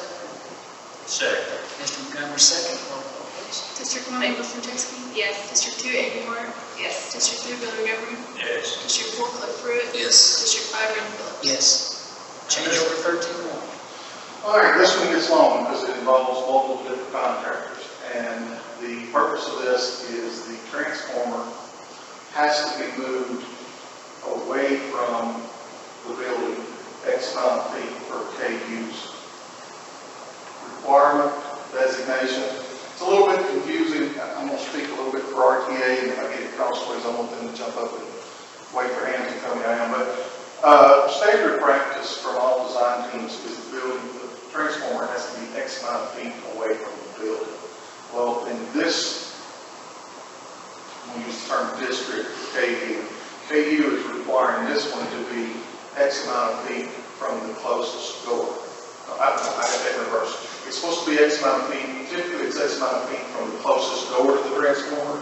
So if you've got a transformer here, a building here, your door's down here, you meet that distance. In this district, this KU, Got yeah. One person has a different idea, right? Well, Yes. I'll leave that to the design team because they talk to them the most, but yes, they're interpreting it as the transformer has to be X amount of feet from the building, not that door, which is causing, the design of the transformer has to be moved about 4 to 5 feet. What does the standard say? There is no standard. There is no standard. So they just make it up? It's interpreted by the individual office. So have you all seen this before? No, so it's actually the pad. So normally it's to the transformer. In this case, they want it to be the concrete pad. So the transformer is sitting in the middle of a 9x9 pad. We have to move the whole pad out further from the building to maintain the distance that they're requiring. That pad size and the transformer size are all dictated by KU. So there's nothing in writing that says how far or what those specifications are? They're just making them up? We had to get their approval through an email to do that. So it's to move on, it has to move per KU. And David's right, typical standard practice is from the cabinet of the transformer to the door, to the building wall, has to be X amount of feet. They want it from the edge of the concrete pad, not the transformer cabinet. Can we request a second opinion? We tried. About 4 times. So are there future things coming up that we might have to change? I mean, have we got the guy out there to inspect everything? So this is the part that they're looking at, and this is what they're requiring to move. But it hasn't been built yet, so it's just moving it prior to building it. So it's just more material, wire and such. There's things that affect, so to be quite honest, there's one small credit in here, there's a shining star in this, but it doesn't offset the overall cost. And I'll go through the piece by piece. The asphalt company, because it's going to have to move, is causing the asphalt in that back parking area to be, that cost is $827.53. So let me just summarize what they're doing. To remediate all this, they're just moving the parking lot where the Cook Bakers will park in the back. They're just moving it all back 3 or 4 feet, whatever KU says we have to move it back. So that you're picking up asphalt, concrete, sidewalk, maybe credit for the little, what do you call those? Bollards, and then, of course, it's increasing the power running to the building. Distance of the. It's decreasing the conduits from the main transfer, but those conduits are already in, so you just having, the electricians just have to cut them off. Those were installed early on to get this layout done. Just taking it further away from the building. Staying further away from the building, about 4 feet.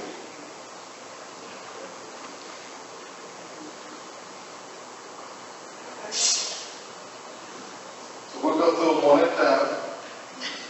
So that's the first one, so we can, so you got 13, 1, 2, 4. So do we need to 13, 1, vote on 13, these 2, separate? 13, 4, and 13. The next four and 17. This one's $827.52, 53 cents. I'm sorry, what?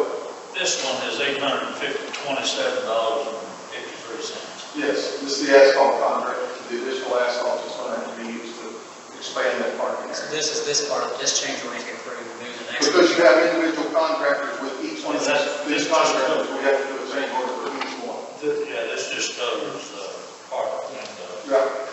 blacktop part of it. We need to approve the action step. So I'll make a motion to approve the blacktop portion. Okay, we have a motion on the floor to approve. Can I have a second? Ms. Francesca, second. Roll call, please. District 1, Amber Franceschi. Yes. District 2, Amy Hart. Yes. District 3, Billy Montgomery. Yes. District 4, Cliff Pruitt. Yes. District 5, Randy Phillips. Yes. 14-2. All right, 13-02, this changes the concrete in this area. Again, changes pad, changes everything. Concrete, the General Trades contract, which has the concrete, this is an add of $2,996.67. Okay, so is this the same contractor that's doing, moving the dirt, fill dirt? Yes. So we're saving them thousands of dollars by dropping it off next door. The least they could do, Can't help that. tens of thousands of dollars with haul bills. And they're gonna charge us another $3,000. You don't have to approve it. Okay, that's my opinion. I say, that's why I'm presenting it to you. It is. That is petty. But you're saying don't shoot the messenger. You're right. You're saying don't shoot the messenger, is what you're saying. I have a job to do and I'm doing it. So explain that again. Yeah, you're right. So Lake Rising Sun is the contractor that's doing all the excavating. And correct me wherever I mess up, because I'll, and so instead of having their haul bills, taking all that dirt to Lawrenceburg, I think they're somewhere, whatever, pretty far away. The Wilsons took all that dirt, that's why that huge mountain of dirt. And so essentially they had 0 haul bills, other than taking it over the little bit. And saving them, I don't know how many That's a lot of hauls a money. day, and time. And so now, we just need them to bring us one little extra load or something and drop it off. Concrete. Yeah. As a good faith thing, I think they should do it. Just because our community neighbor saved them tens of thousands of dollars. I don't know. That's my guess.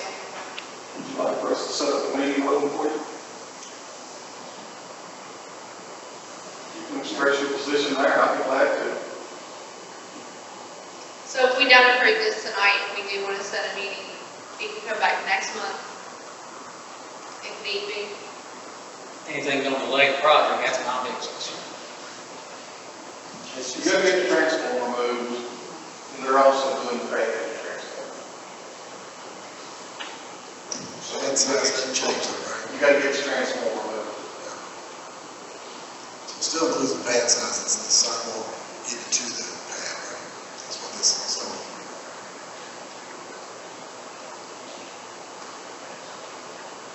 And this, so talk to me about maybe this transformer. This is halting things in It's some way? preventing you from getting permanent power.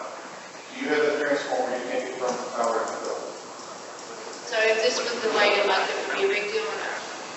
If this was delayed a month,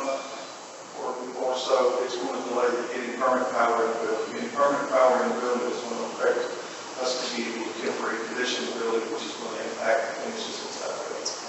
So everything kind of dominoes on everything else. So if we approve it tonight, how quickly would we anticipate getting it? It'll stay within the schedule that we've got. It won't change towards that. I'd have to look at the schedule and see, but it will continue on in the same process we've got. Nothing really impeded. Would it be moved within the next month? Possibly so, because yes, they're ready to set the transformer for the power. That's the reason we found this out, is they came out to do a site inspection and lay out for the pads, so that pad would be good. So yes, that pad would go down and then the transformer would be brought in. Transformers in KU can, so when you get that in there, it's, out of any contractor's control, the electrician's control, which mine or anyone else's, but they supposedly have those transformers in the yard for your school.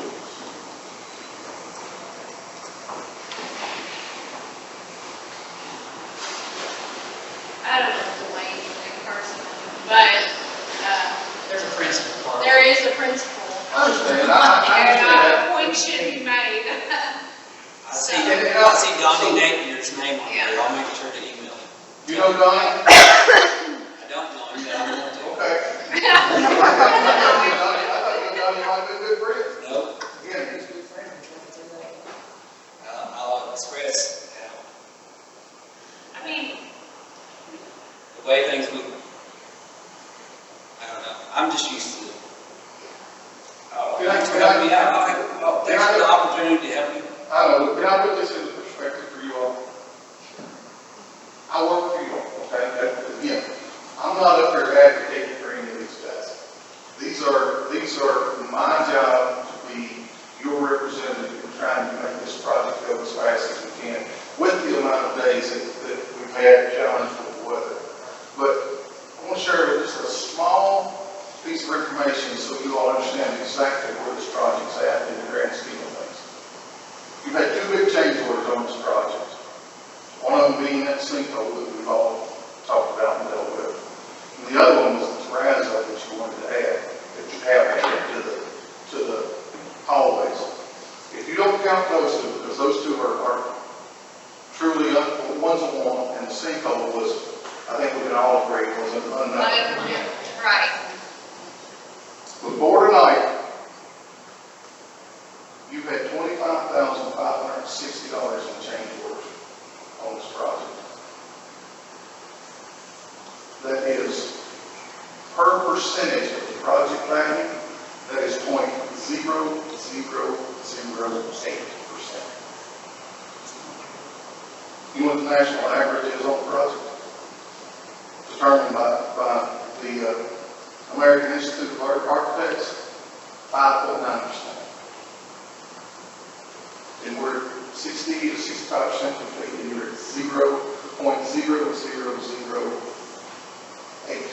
I'm not sure about the zeros. Yeah, I mean, we understand that That's magnitude, but every penny. I understand that. I completely understand Just the that. idea of, I need a change order for the savings of the hallways. Yeah. Yeah. As you're I advised. know how it That's not a works, place but you will I'm go. just saying. But again, And I'm not No. addressing this at you.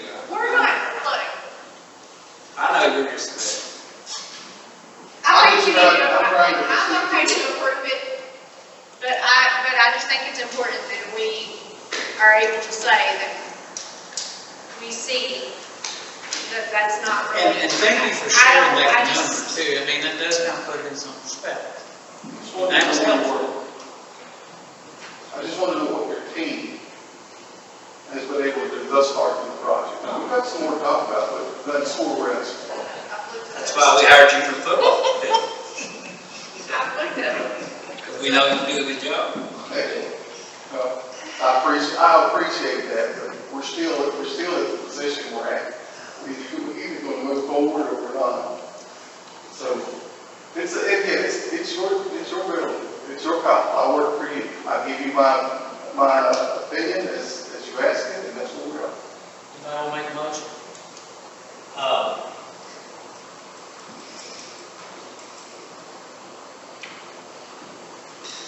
I'll make a motion, but I want to ask you to do one thing. What's that? I want you to make sure that Rising Sun knows that actually, maybe we haven't saved them money, but us knowing knowledge of the vicinity and who's around it, that we have saved them a buttload of money for Hollywood. And I'll make the motion to approve this, but all these guys, I've seen them, I've talked to a lot of them myself. You figure out what the percentage is of the change order on their profit off of what they made and just bring that up to them and see if they feel gracious enough to make that. It's shown on the back. No, she said they saved so much. Oh, yeah. I wish no way I could do that. That's what I'm saying. I don't know the price. Oh, I bet they know it. Well, I hope they would. So, that's just all we're saying, you know, it's kind of, We're just saying it's not really great business. no. Well, We'll approve it, but it's not good business. are you seconding it? Second. I'll just be good. All right, Billy, I will, before you vote, I will absolutely share your sentiment and I'll share yours as well. And who knows, this might come back around to do us a favor a little bit later. Yeah, if it comes to me, I think that the favor is going to have to be kind of say, hey, Let me work for you in this manner, all right? I'll make a motion to approve. Okay, so we have a motion to approve by Mr. Montgomery and a second by Mrs. Franceschi. Roll call, please. District 1, Amber Franceschi. Yes. District 2, Amy York. Yes. District 3, Bill Montgomery. Yes. District 4, Cliff Pruitt. Yes. District 5, Randy Phillips. Yes. Change order 13. Which one are we on? 14-4. Forward. This one you get money back, any questions? No. I make a motion. Okay, It's so, the easiest one so far. okay, because we're getting credit, we have a motion on the floor by Mrs. Franceschi. Can I have a second? Second. Mr. Montgomery, second. Roll call. District 1, Amber Franceschi. Yes. District 2, Amy York. Yes. District 3, Bill Montgomery. Yes. District 4, Cliff Pruitt. Yes. District 5, Randy Phillips. Yes. 13-17. All right, this is the last one that's involving that transformer. Thank God. This one's for the electrical contractor. As I said, it moved it farther away from the building. What that's done is caused the wiring and everything to be farther away. Plus, they've also required an additional 4-inch primary conduit. And then they did delete some concrete encasement. So the backup, all the backup is behind it, but that additional cost is $3,054.10. Well, it's going to take them 17 hours to move it 5 feet. Wire them out. It's going to take them that long to redo the conduit and stuff that's already in there. They can't use the ones that they got. That's man hours, so. Yeah, Yeah, so they're that's typically, it's about 2 men 1 day. And the secondary wire is much more expensive than the primary wire is. You have to use it on and on of it. They can't work with Well, it's got to be longer. So they got to add. So there's so no they way gotta- to they add gotta to add- it. They got to add an entire new conduit that's not in there. Because they don't They don't have to take out what they've already. They don't figure out what they Okay. need, but they, I'm sorry if I said it in a way. No, it's that just- sounded- that's But just they, not- they can't use the wire that they've already got cut, they got to recut wire. All that's too short. They get that, when they order their wire, they go based off of the design and they have to cut for that length. They like they get this big spool of wire out there and they're cutting it off, it's being cut at the supply. Okay. And in this type of wire is what feeds from the transformer to you. Any other questions? Okay, can I have a motion to approve? I'll make a motion. Mr. Pruitt with the motion. Can I have a second? I'll second. Mrs. Hart, second. Roll call, please. District 1, Amber Franceschi. Yes. District 2, Amy York. Yes. District 3, Bill Montgomery. Yes. District 4, Cliff Pruitt. Yes. District 5, Randy Phillips. Yes. Change order 14. All right, this one is for the electrical contractor. It is to provide electricity and a fire protection alarm connection to the fire protection vault, the concrete vault that sits out front, has all the, it's where all the water comes in and it separates into two lines. One, No, I'm thinking fires. It's, this vault is provided by the fire protection contractor. Your water comes into it, and then there it splits into two. Your fire protection is one main line going in the building, your plumbing is another main line. These vaults, if they don't have a sump in them, if they don't have a sump pump that will load the water, sump pump's designed to be there to be power protection. So, this wasn't in the original design? Why? I'll toss that question somewhere else. Where? The interior said, So, okay. So why would that be our responsibility to cover? value had it. Then if it had been there, that value would have been in the cost of the bid, so it just would have been higher. So was there already, so is there anything else in that trench that they're putting in, wherever it's going to, where did you say the vault is? The vault is out in front of the building. Or the road. Is it Off of the right. off of the road? And so they have to put a separate trench in, because they can't put it with the water line, right? Right. You go in the water line. Was there already a trench out to the sign? There is a trench out to the side, which is not conduit nor wiring, designed from inside the building, the panel or anywhere. Okay, so why can't they use that trench? They can use the trench, they just can't use the conduit and. So I'll get charged backhoe trench, 30 foot, $1,100. They're spurring off of the trench to the sign. And so 30 foot farther? And then they're spurring off of that same trench around the building to the mechanical room where the panels are. That's not the entire trench all the way out there, that's coming off of the existing trench that went to the side. This is, vault is located over here, and then it's. And so you have to go around the building? Why couldn't you go straight to it? Wouldn't that be in the design? Go through the concrete and have it sticking up? But it wasn't. It wasn't in the design. So who screwed that up? CMTA. So they should pay for that extra wire around the building instead of straight to, because it should have already been there. There's an extra, right? Am I right though? Instead of going straight, if you're going like this with a bunch more wire, it's going to cost a whole lot more than straight. That's a different man, it's not designed, so who knows how they would design it. That is. They would have made it straight line, which would have been cheaper. So it was, essentially what we're saying is it was left out of the design. And it should have been in the original sign.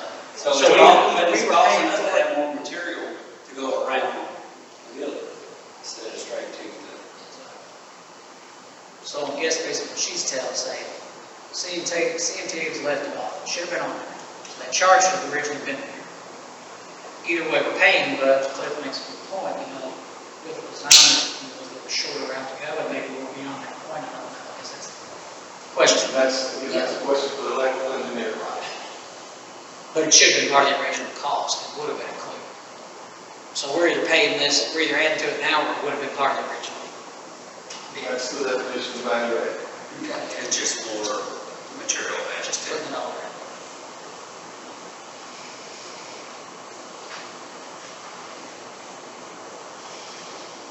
I mean, okay,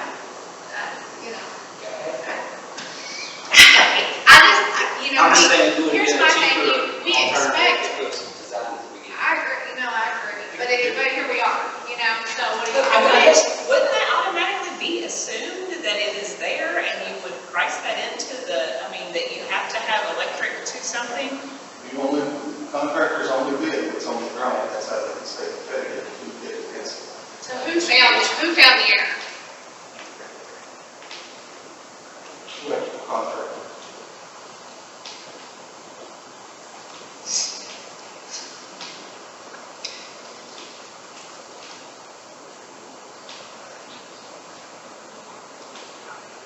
Anybody make a motion? Well, I've made this comment a time or two, well, maybe not that many times, but, somewhere down the road here, for mistakes in the drawings, mistakes in the design that were forgotten or left out or somewhere. Somebody that didn't include that is going to have to step up and say, that was my fault, I'm going to pay for it.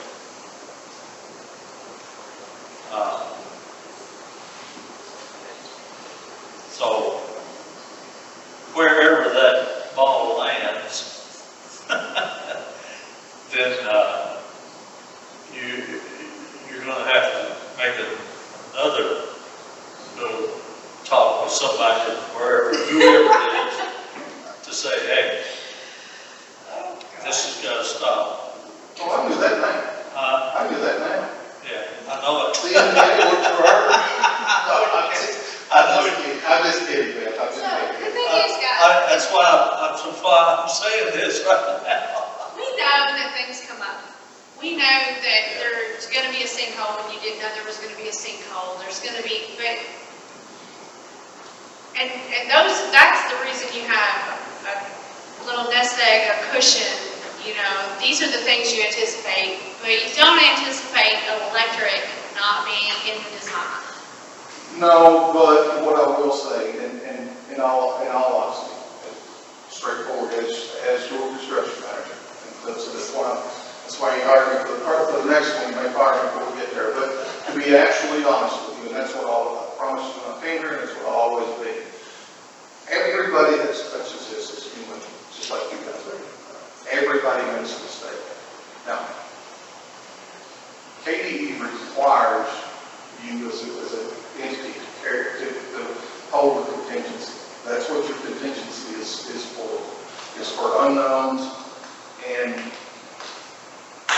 terrorists.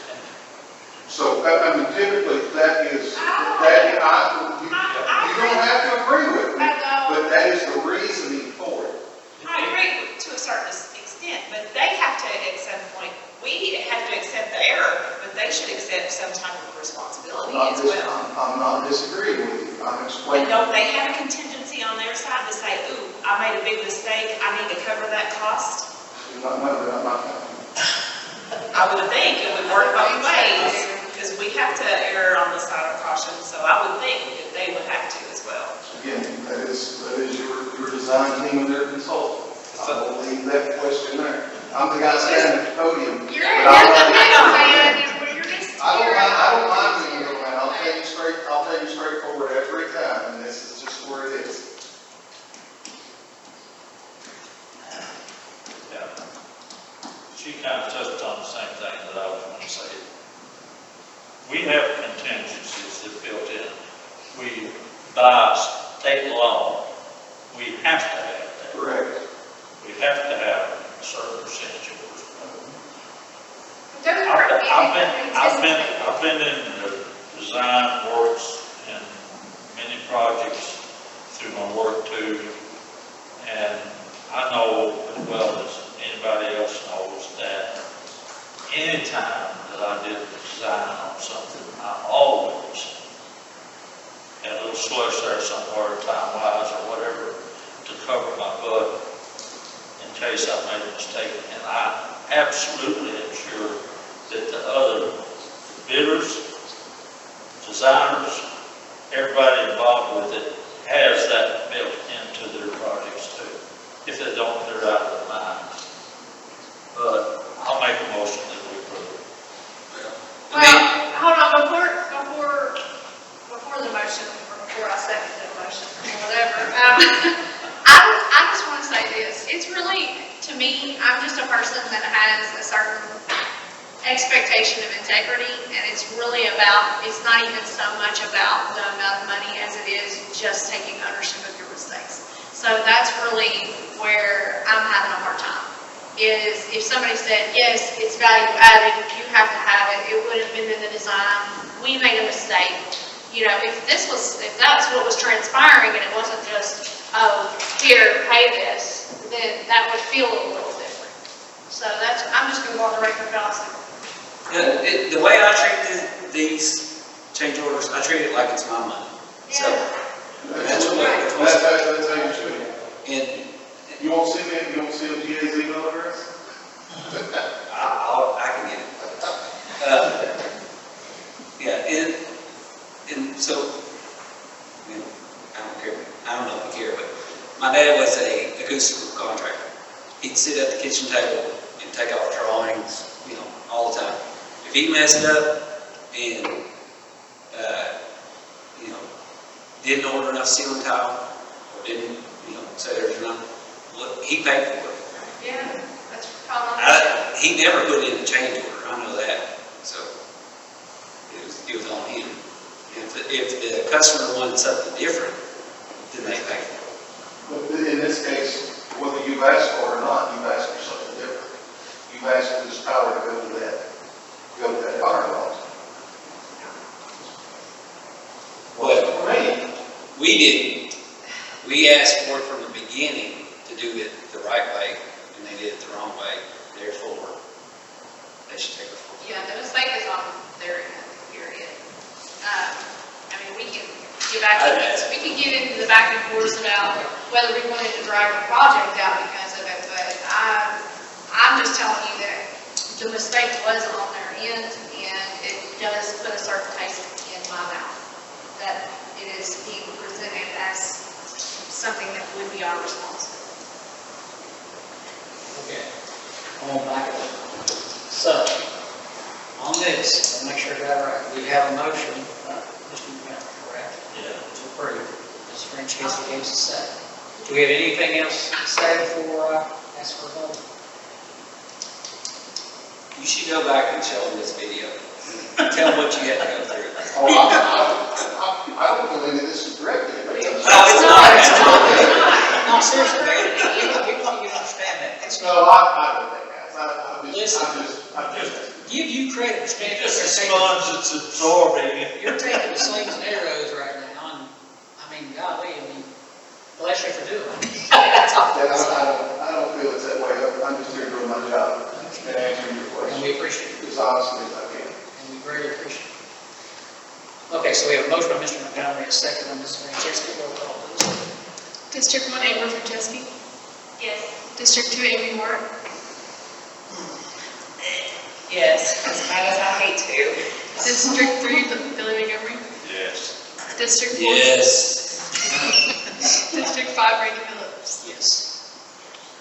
We got one more change. And one more. This one's smaller, but it's a Well, consolation. Is it? This one might be more of your alley. More what? Up your alley. Let's see. All right, so we have encountered a conflict on the site of two materials trying to occupy the same place. That makes sense. Here's the backstory behind it. All of your doorways around the wings of the school and in a couple other areas, they have pre-engineered aluminum canopies. So these canopies don't have posts out front. They're attached to the back of the building, and then they have a support rod that goes from the top of the canopy back to the building. So it's just, you walk out these doorways, and they're an overhead canopy. They're 5 to 6 feet wide, but they don't have posts that interfere in any of the corners. The canopies are a delegated design. Delegated design means that an independent canopy supplier has to design the canopy. The design team does not take the responsibility of designing the canopy because there's multiple different manufacturers. The one you get this time is Tennessee Valley Metals. They do probably 85–90% of all the canopies on the schools.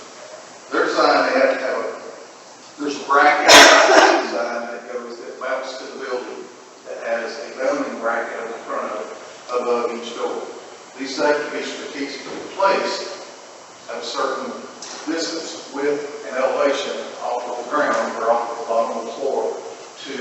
align with the placement of the canopies.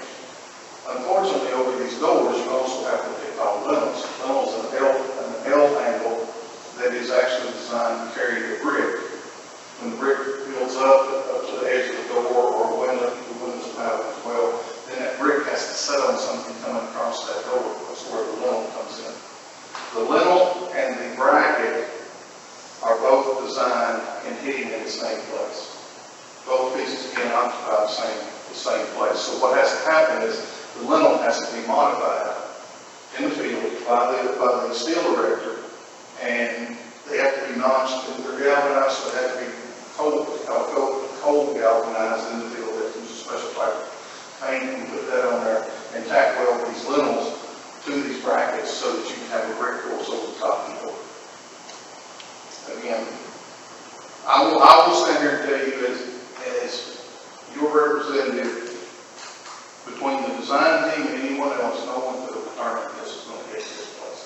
This is one of those things that slot A goes to slot B, and slot C is supposed to go with slot D, but actually slot A went in slot B, and then slot C went in slot B as well. Cost of this to get this done in the field is $3,458. So we didn't know the size of the canopy because it was so We contracted out. knew the size of the canopy, but we did not know exactly what the brackets were going, because they're part of the delegated design, the mounting points of it. So there's 7 of them like this? There's 6 of them. 6, what's There's on, 12 sides, it's got to happen on both sides. how many is there total? Is there just 6 total? Yep. Like for the whole building? That's the only ones we found, that's the only ones we found conflict with, we've checked them all. So how does some have conflict with some don't? Because some of them are over storefronts, and some of them are over rear doors. It's So all would be, what, storefronts? The storefronts are fine, All the brick doors? It's not all the brick doors, it's just 6 of them. And they're How mostly come some on of area the A. brick doors aren't messed up? These are on A and here is C in the courtyard. Yeah, Is it because the lintels are different on those doors, those 6 doors? Or what is the difference? Did you notice it before, when you got to number 7? We haven't put them in yet. We noticed it with number 1, and then we go in and checked and found 6. Correct me if I'm wrong, the reason why there's 6 is because all of those post brackets, which are 4 on each door, which is 4 times 6 is 24 posts coming off, those were mounted and they're already on the school. Yeah. And then the bricklayers came in and said, I can't put my lintel up there to put my brick. But if it was caught before the posts were mounted on the elementary school, it would have been easily moved out, or not up, maybe perhaps the ceiling, but out. But again, the delegated design, and I'll come back and check this first, dictates where those mount. Like a 6 foot has to mount 3 foot to the center of that back bracket and the center of that canopy. So we didn't. If this was caught before they were mounted on the school, it would have still been a cost. Yes, according to the design of the canopy, they have to go at that elevation and that vertical. But if the posts weren't up yet, then the design could have been changed to We're 11, we're right? talking about posts, we're talking about 2 different things. The post is actually the bracket, it's a piece of 4x4 tubing that steps out about 6 inches onto the building and has a plate that the canopy mounts to. So aren't you going to have to cut the other 18 or whatever it is? Why? Because the elevation of the doors and stuff, or the elevation. Because you're the changing. elevation of the bracket makes it clear. You're changing the design. No, we're not changing the design, the elevation of the bracket clears.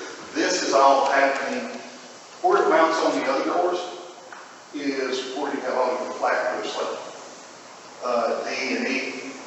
As Caleb said, where this is happening is on area A, where you have a slope roof, and then in the back a little bit on area C. So the dimensions of the doors are not the same. Is that what Dimensions you're of the saying? doors are all the same. Try. The elevation of the canopy is different on the flat roof than it is on the slope roof, the gate roof. So you you had to order for section A, you had to order canopies one way, and section D or whatever. you had to Yeah, they're different sizes. You got 3-foot canopies, 5-foot canopies, 6-foot canopies. All the canopies aren't the same width. There's multiple canopies throughout the building. I probably should have labeled that, shouldn't No, I'm trying to figure out, I'm like, wait, Sometimes boards are all the I same size. I? As much as we look at this, sometimes we have people assuming the same thing we did. But yeah, you got different width canopies throughout, depending on the door, whether it's a single door or a double door canopy with something.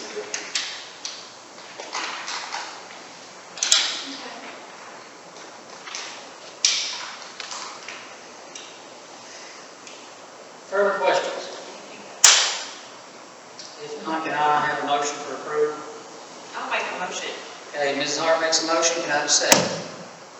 I'll second. Mr. Montgomery, second. Roll call, please. District 1, Amy Franceschi. Yes. District 2, Amy Moore. Yes. District 3, Billy Montgomery. Yes. District 4, Clifford. Yes. District 5, Randy Phillips. Yes.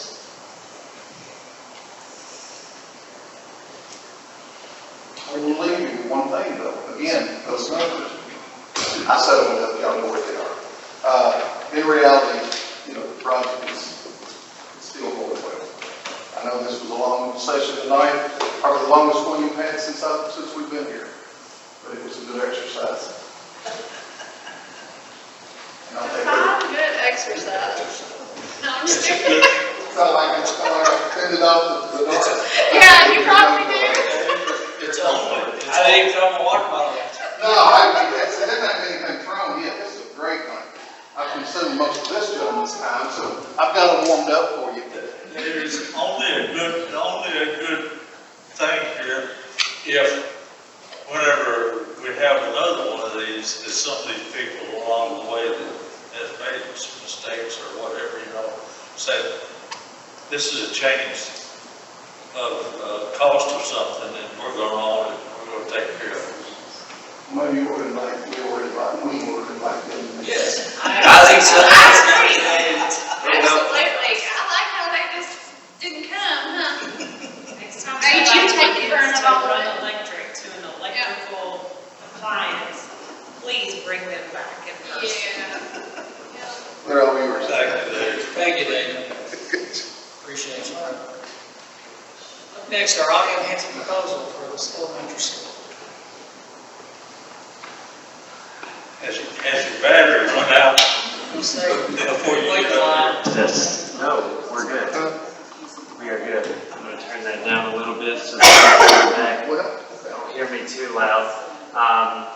First of all, thank you all so much for having me tonight. You'll see on the screens, I've got a short presentation that I'm gonna run through with you all, just so you're more well-versed in what audio enhancement is and everything that we do. So, without further ado, I'll get started by telling you a little bit about myself. My name is Watson Ritchie. I'm the Regional Sales Director at Audio Enhancement for the state of Kentucky.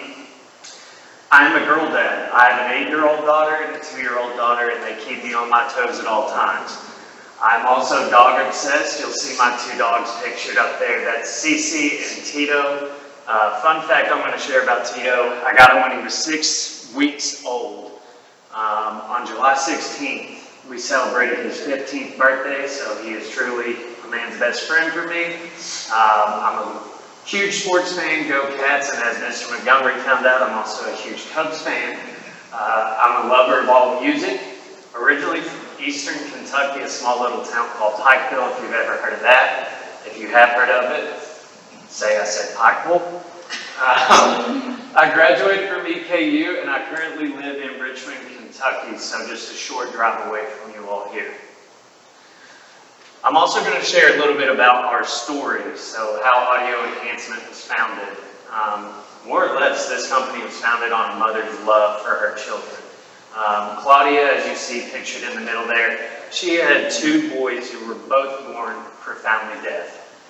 When she took them to the doctor said, "Yep, your son's deaf. Nothing we can do about it." The doctor basically said they're going to be nothing more than glorified pencil salesmen. As a loving and caring mother, she wasn't willing to accept that, so she sought out to find a solution. What she did was she went to Radio Shack, if you remember those from back in the day. She got a microphone that clipped to the teacher's shirts. And then she put a little FM radio cut out in a textbook for her boys to take from class to class. So they were able to hear the teacher's instruction. The aha moment occurred when Claudia went to get the microphones from the teachers to take to the next grade level. And they said, hold up, you can't take this from us. This isn't just good for your boys, this is good for every student in the classroom. So from there, that's where audio enhancement was founded. Just a little bit of statistics about audio enhancement. We are in over 4,000 districts nationwide, almost 40,000 schools, and over 1.4 million classrooms. We have impacted over 28 million students nationwide, so those are some stats that we're very proud of. Getting into the solution overview, I know you all are probably aware that we are an intercom company, but we're also an instructional company as well as a safety company. So you're getting so much more than just an intercom. Now I'm going to walk through each of these solutions with you all one by one. Feel free to stop me if you have any questions throughout, okay? So starting with the audio, what is audio enhancement? A lot of people think, well, we just want your teachers to be loud. That's actually not the case. The case is we want the instruction to be clear so all students are hearing it. So I'm wearing my microphone right now, and if I were to move this microphone, you can see how low I'm actually talking. But when I turn my microphone back on, you can hear my voice in it. So that's what this all boils down to. We want the instruction to be heard by the students because learning begins with hearing. And I always like to use this analogy. If you were designing the classroom, you wouldn't just put one light in front of the room and expect it to light up the whole entire classroom. The same is true with the audio in the classroom.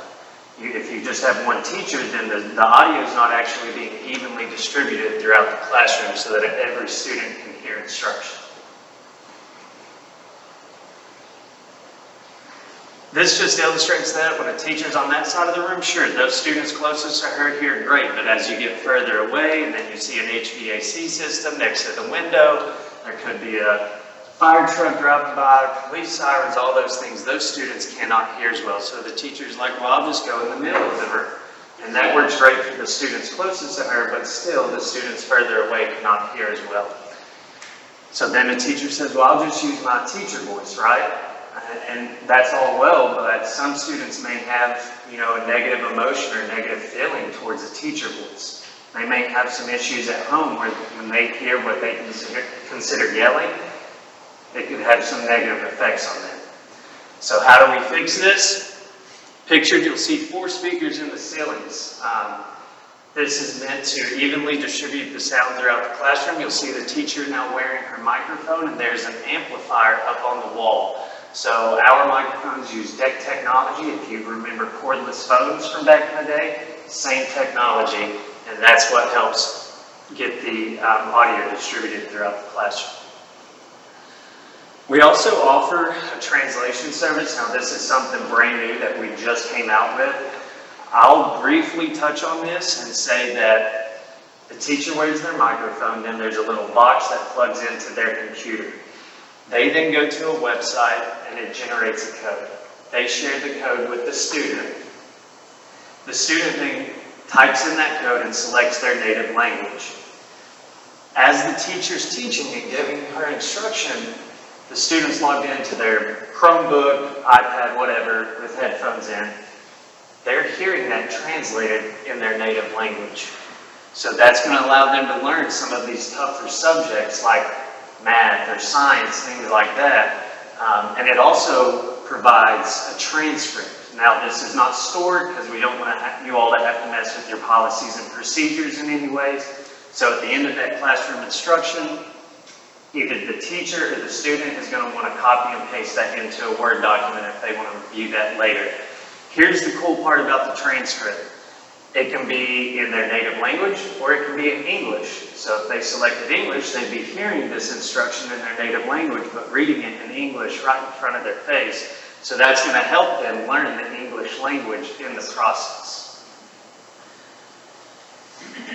And then we're also big on student engagement. I actually brought one of my student microphones with me today. It's in that box. But we like to encourage students to participate in class. And, this is one of those things where if you have shy students or very soft-spoken students, this is going to give them the opportunity to have their voice be heard and then also learn those real-life skills of speaking in front of people or using a microphone. So that's another big piece of the classroom audio.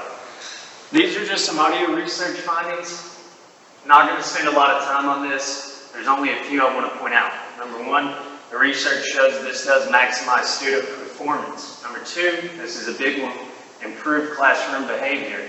Studies have shown when teachers wear their microphones and their voice is amplified, students actually behave better. And I know you all, I heard something about Ron Clark Academy earlier tonight.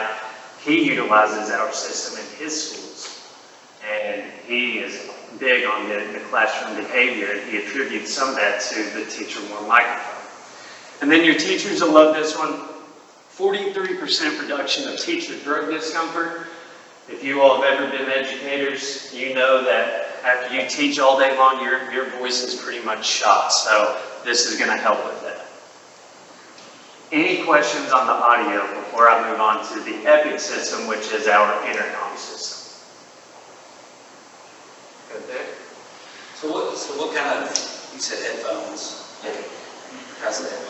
Yeah, it's a good question. So essentially, that's going to be headphones provided by the school or the student bringing their own headphone in. They just need to plug into, if they use a laptop, a Chromebook, whatever it is, plug that in, and then those headphones are going to, how they hear the translation. They got your own.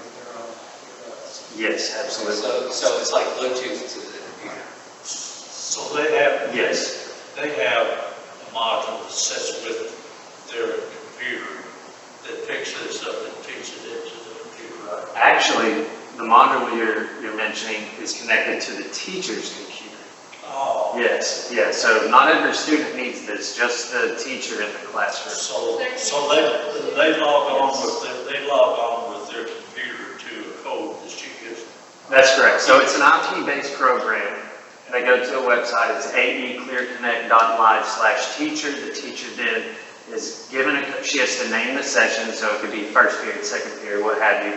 And then she clicks start translation, and then it'll generate a code. The students have their laptops, Chromebooks in front of them. They go to the aeclearconnect.live/student, and then type in the code the teacher gives them. Then they select what language they want to have it translated to.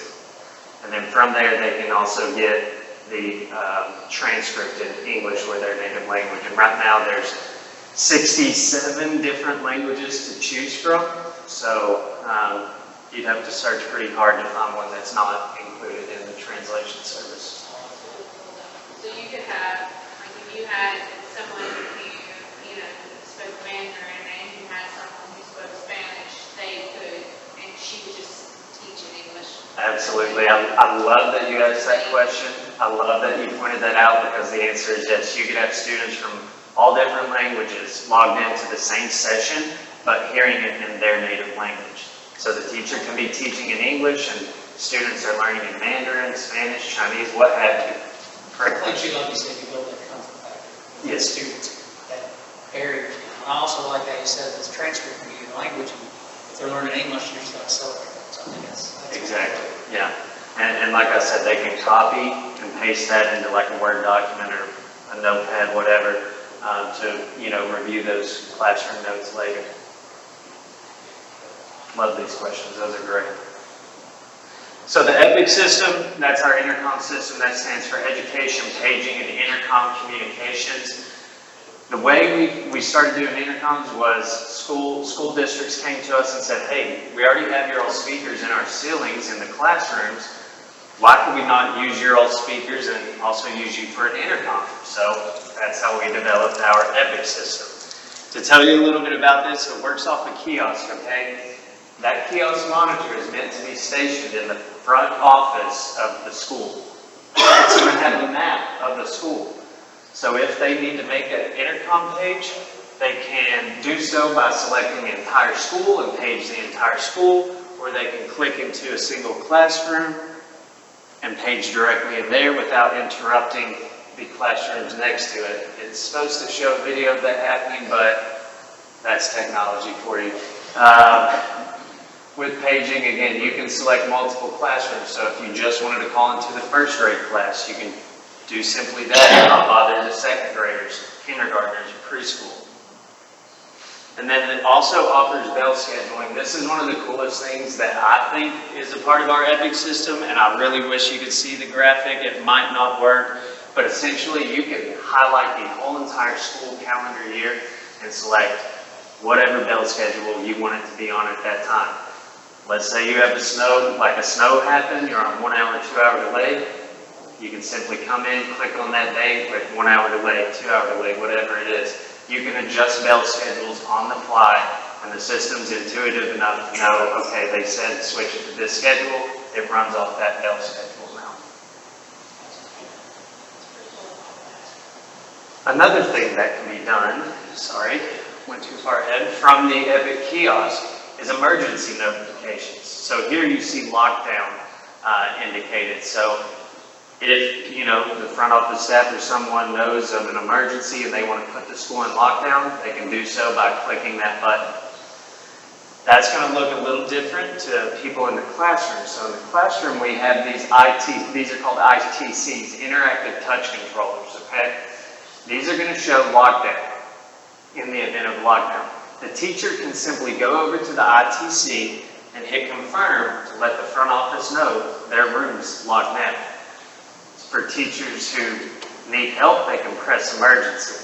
And I'm going to show you what this looks like from the front office. So, in the event of a lockdown, the rooms that are green, those are the ones that have confirmed that their rooms are locked down. The ones in yellow, that's just saying we're waiting to hear from them at this time. The ones in red, those are the classrooms where the teachers have said, we have an emergency, please send help here. So you know from looking at this exactly where to send help to in the event of an emergency.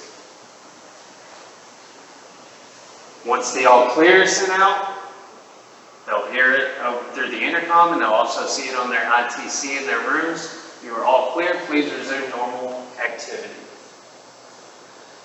There's also digital clocks and signage. We call it InfoView, so it's a great way to have synchronized clocks throughout your school.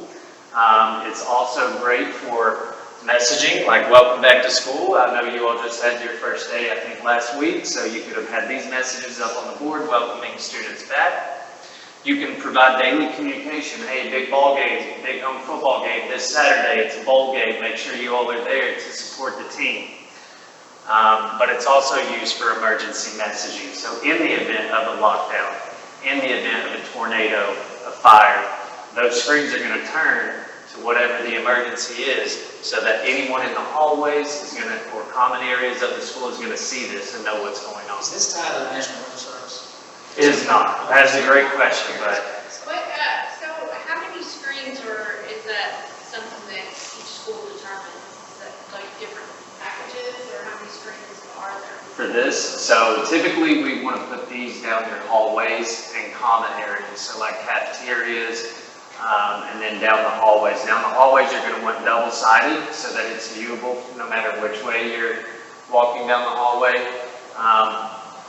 You really don't need a whole lot of these throughout the school. You just want to make sure your hallways and common areas are covered with this. Good question. Those are bigger than a traditional digital clock that comes on the side of the wall. And we did a walkthrough a week or two ago to look at where we need that coverage. We're a side clock, we're a single side clock. So what are the thing size? I think they're 22-inch. TVs. They're about like that. They might be bigger. Yeah, they're pretty big. I mean, it's not like overwhelming, like it's not near the size of it. It's bigger than a computer monitor, but yes. Video you sent, I was watching that and I saw those screens and they had it jetted out. They looked like a 25, 27-inch TV flat screen. Yeah, absolutely. And they're mounted to the walls just below the ceiling, so You don't have to worry about the students jumping up and smacking them. Does it automatically come with us, like, how many of the office? I see what you're at, I see. Whatever, I don't know what it is. For the kiosk that goes in the front, Is it okay. more than one, or? So this is a great question, I'm really glad you asked this. There's one kiosk that goes in the front office, okay? But the Epic system is still an IP-based program, meaning the principal can be in their office and log into this from their computer. Your SRO, assistant principals, whoever you all want to have access to this is entirely up to you. So there's only one kiosk, but there's multiple ways that they could go in and adjust bell schedules or make an announcement. So they can do anything that happens on the kiosk. So it's web-based? It is, yes, it's web-based, yes, so they can do So if the anything. kiosk goes down, Yes, everything else will still be working. yes, yes, it will. It's web-based kiosk, we access from any kind of data center, that's not Yeah. Yeah, whatever. You could be, a principal could be, let's say, at a conference in Florida and still do the morning announcements, pledge of allegiance and everything from their phone. That could come in handy, probably, right? You were at a conference, was it last year or the year before, where we thought we might end up having with it. So, Yeah, so I was going to touch on this a little bit later, but since the question came up, I'll go ahead and discuss it. There is a mobile app. It's just called the Epic app. Okay, and from there, they'll be able to do all the same things that they can do from the kiosk. Now, one thing I'll add, and I don't want to get too technical here, yes, you can make the pages and everything while not even being at the school. You just have to make sure that those websites aren't blocked from on your personal device. Any more questions on those? If the Epic software goes completely down, is there a backup to still be able to use the intercom system in a backup way without having to be online or without electricity and cannot get online? So all of our systems are powered by PoE+, that's called Power over Ethernet. So even in the event that your power goes out, this system's still going to work. And most schools, now I can't say for certain, most schools have a battery backup. And that battery backup is good for about 45 minutes. So even if you all lost all power in your school, you're still going to be able to use your Epic system. Has your software seen downtime though? So like I'm the finance officer. There are times that our financial software it's web-based, has gone completely down. And we are not able to log into it or anything else. Have you seen downtime, and if so, how often? Me personally, I've not seen that, nor have I had another district tell me that's occurred, but that does not mean that it never has, because that's always a possibility. As you know, whenever you're dealing with any technology, there's always that possibility that could happen.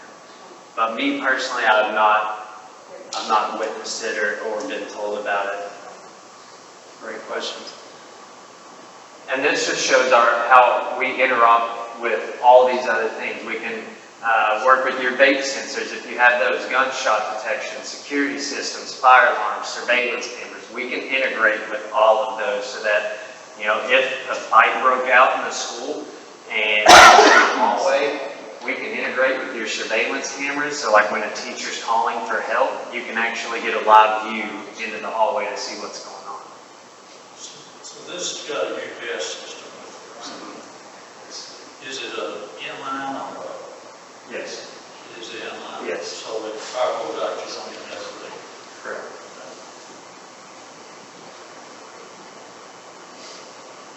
Any more questions on that before I get into the safety features?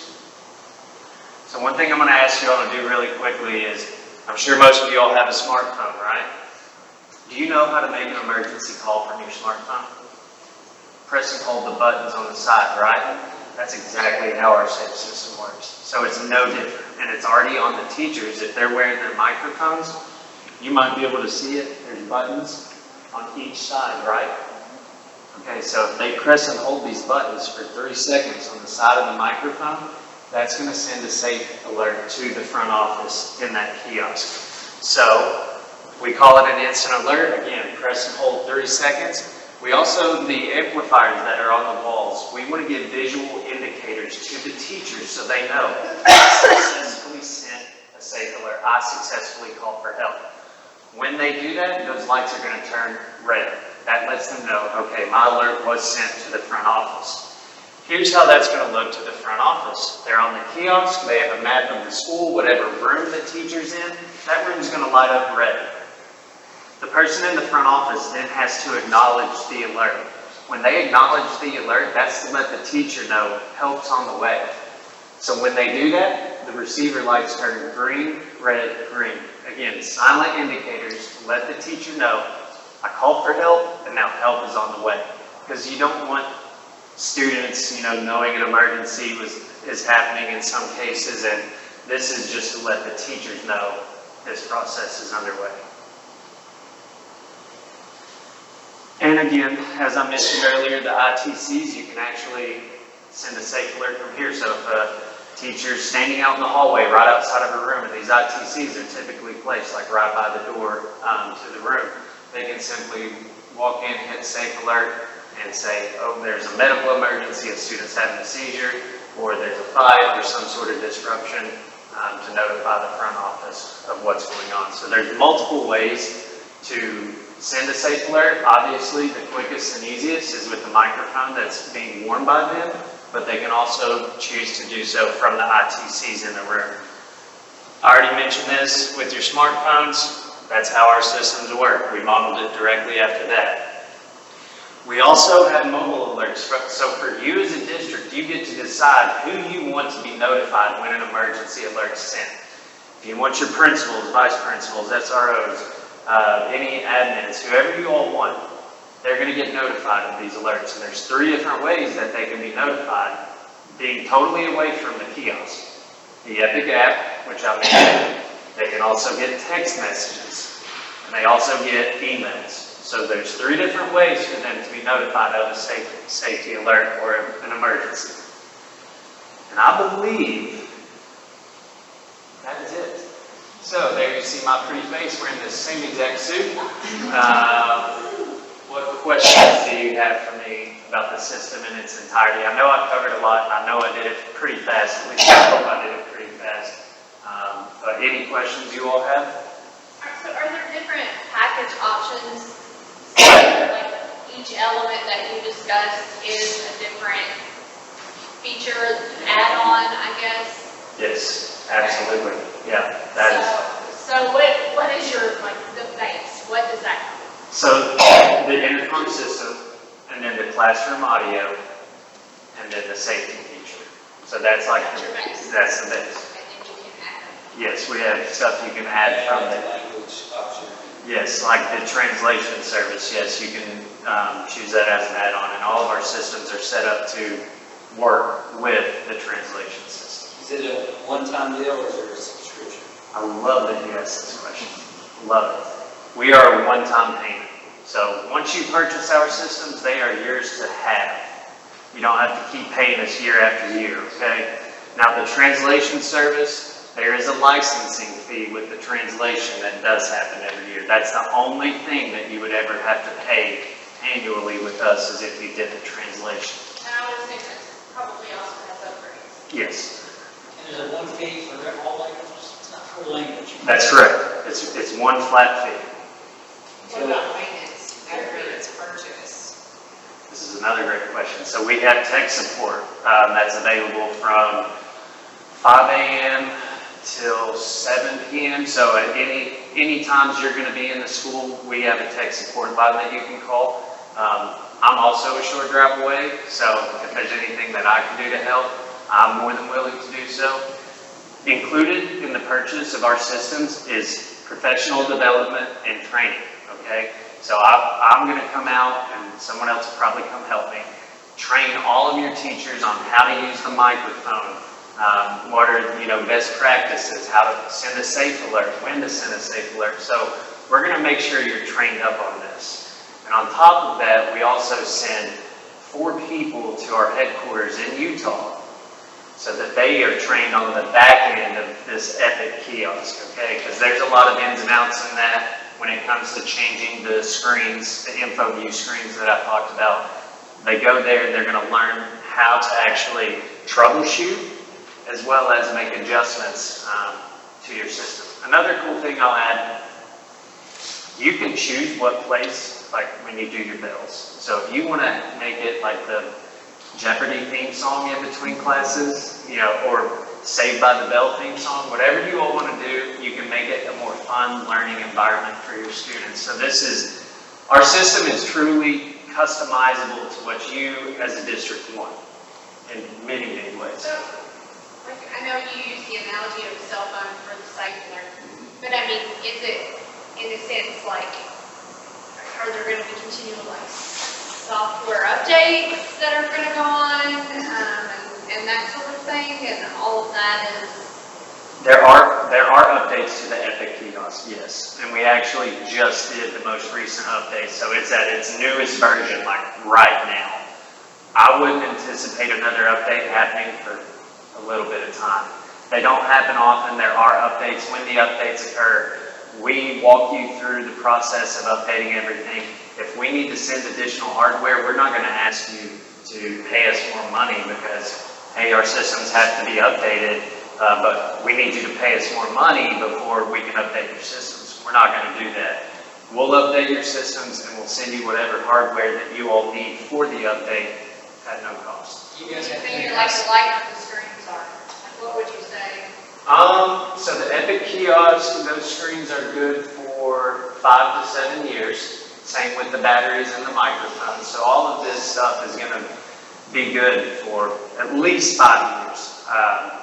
And then the speakers and the wiring, that's good for like 30 years maybe. Like it's good for a long time. Well, the fix is actually the speakers, you got an amplifier in each room, there's speakers in each room.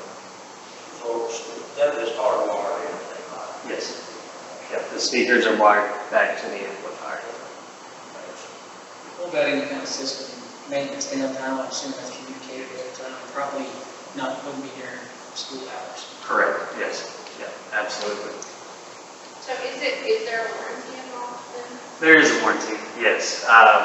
For anything that occurs within the first year, we're going to replace that for you. And typically, we're just going to, when we come out and install our systems, we then have field engineers come out and physically test every single classroom, every hallway. They're going to test everything to make sure it's working correctly. If something's not working correctly at that point, then we're going to go ahead and put in a request to have that piece of equipment shipped back and a new one sent out. Great Yeah, question. on the off chance, probably kind of a silly question, but we're talking about elementary school kids, so some kid throws, their apple juice at one of these screens and breaks the screen. We just can replace just that screen. That's correct. So you just order just one. That's correct, yeah. I will say that these screens, if the apple juice were to get into like where the PoE is plugged into it, that might cause some issues, but if they just like threw it and it hit the screen and splashed all over the screen, wipe it with a paper towel or something and it'll... Yeah. Well, we knew that we had to make it a pretty resilient product because when you're putting stuff in the school, you do always run the risk of students trying to jump up and hit it or throw things at it. So that's a legitimate concern, and those are things that really do happen. So we had to kind of plan ahead for that and make this a very durable product. So the individual screens in the classroom, like the ITCs, do they have like a locking functionality? Love that you asked this. Yes. So you touch everything? Yes. So you can actually choose to pin code protect those little screens in the classroom so that, even in an elementary school, students line up at the door, to go to lunch or go to the restroom, what have you, what's stopping them from pressing that, right? Yeah, exactly. It's natural. Any kid, myself included, I would have been one pressing it, no doubt. So you can, to answer your question, PIN code protect it. You can do a 2-digit PIN code, 4-digit PIN code. Typically, what I suggest is using the last 4 digits of the phone number for the school, but again, you can be more creative than that if you want. I I don't think elementary school kids will know that, but maybe. Very good question. That's good, that's really good. Yeah. I'll add, I hear a lot of sales pitches, and I'm real skeptical about sales pitches a lot of times, so I like to see it in action. And I told Watson and the rest of the audio enhancement crew, I said, I want to see it in action. And Jefferson County has the EPIC system, plus the pilot school, one of the few pilot schools around the nation, the only one in Kentucky, that has the translation piece. And I think I shared that with you all that once I saw it. But seeing the safety piece, that kiosk, and then of course the assistant principals and principals that able to have that on the phone. And he didn't show you, the one part that was one of my favorite parts is like on that map, when there's a red square, you know, when the lockdown or there's problems there, you can select that and write out the closest camera, so that all links up to your security cameras. As an assistant principal, I can click on that button and I can see right there in the hallway outside that classroom. So it also ties into the security cameras. So that was that's probably one of my favorite pieces. 2 being the translation piece. And then 3, you know, our King Middle School, I've already got, they put that in our 6th grade teacher's classroom, as well as a couple other classrooms this summer in the library. And I'm already getting feedback. I read an email and Mr. Phillips here, an email that Mr. Bryant, the principal, got from one of the teachers, and saying that how much the kids enjoy it. They like the mic where they can have their voice heard in the classroom. And then she said at the very end, the best thing of all, it saved my voice, and I can go home with a voice after school's out instead of, you know, doing my teacher voice for 6 periods or 5 periods a day. It's saving their voices as well as teachers. And I told them, I said, as an old basketball coach, I would have loved having this in a gym for practices all those years, because many nights and weeks I went home with a hoarse voice in the gym, and this would put it in the gym as well for a teacher. One more thing I want to add on to what he said. Yes, you can actually view the security cameras closest to the incidents occurred. I told you about situations where a teacher did this from inside the classroom, right? Well, you all know emergencies don't just happen in the classroom. They happen in the hallways, in the bus lines, in the cafeteria, in the exterior of the building if there's a playground.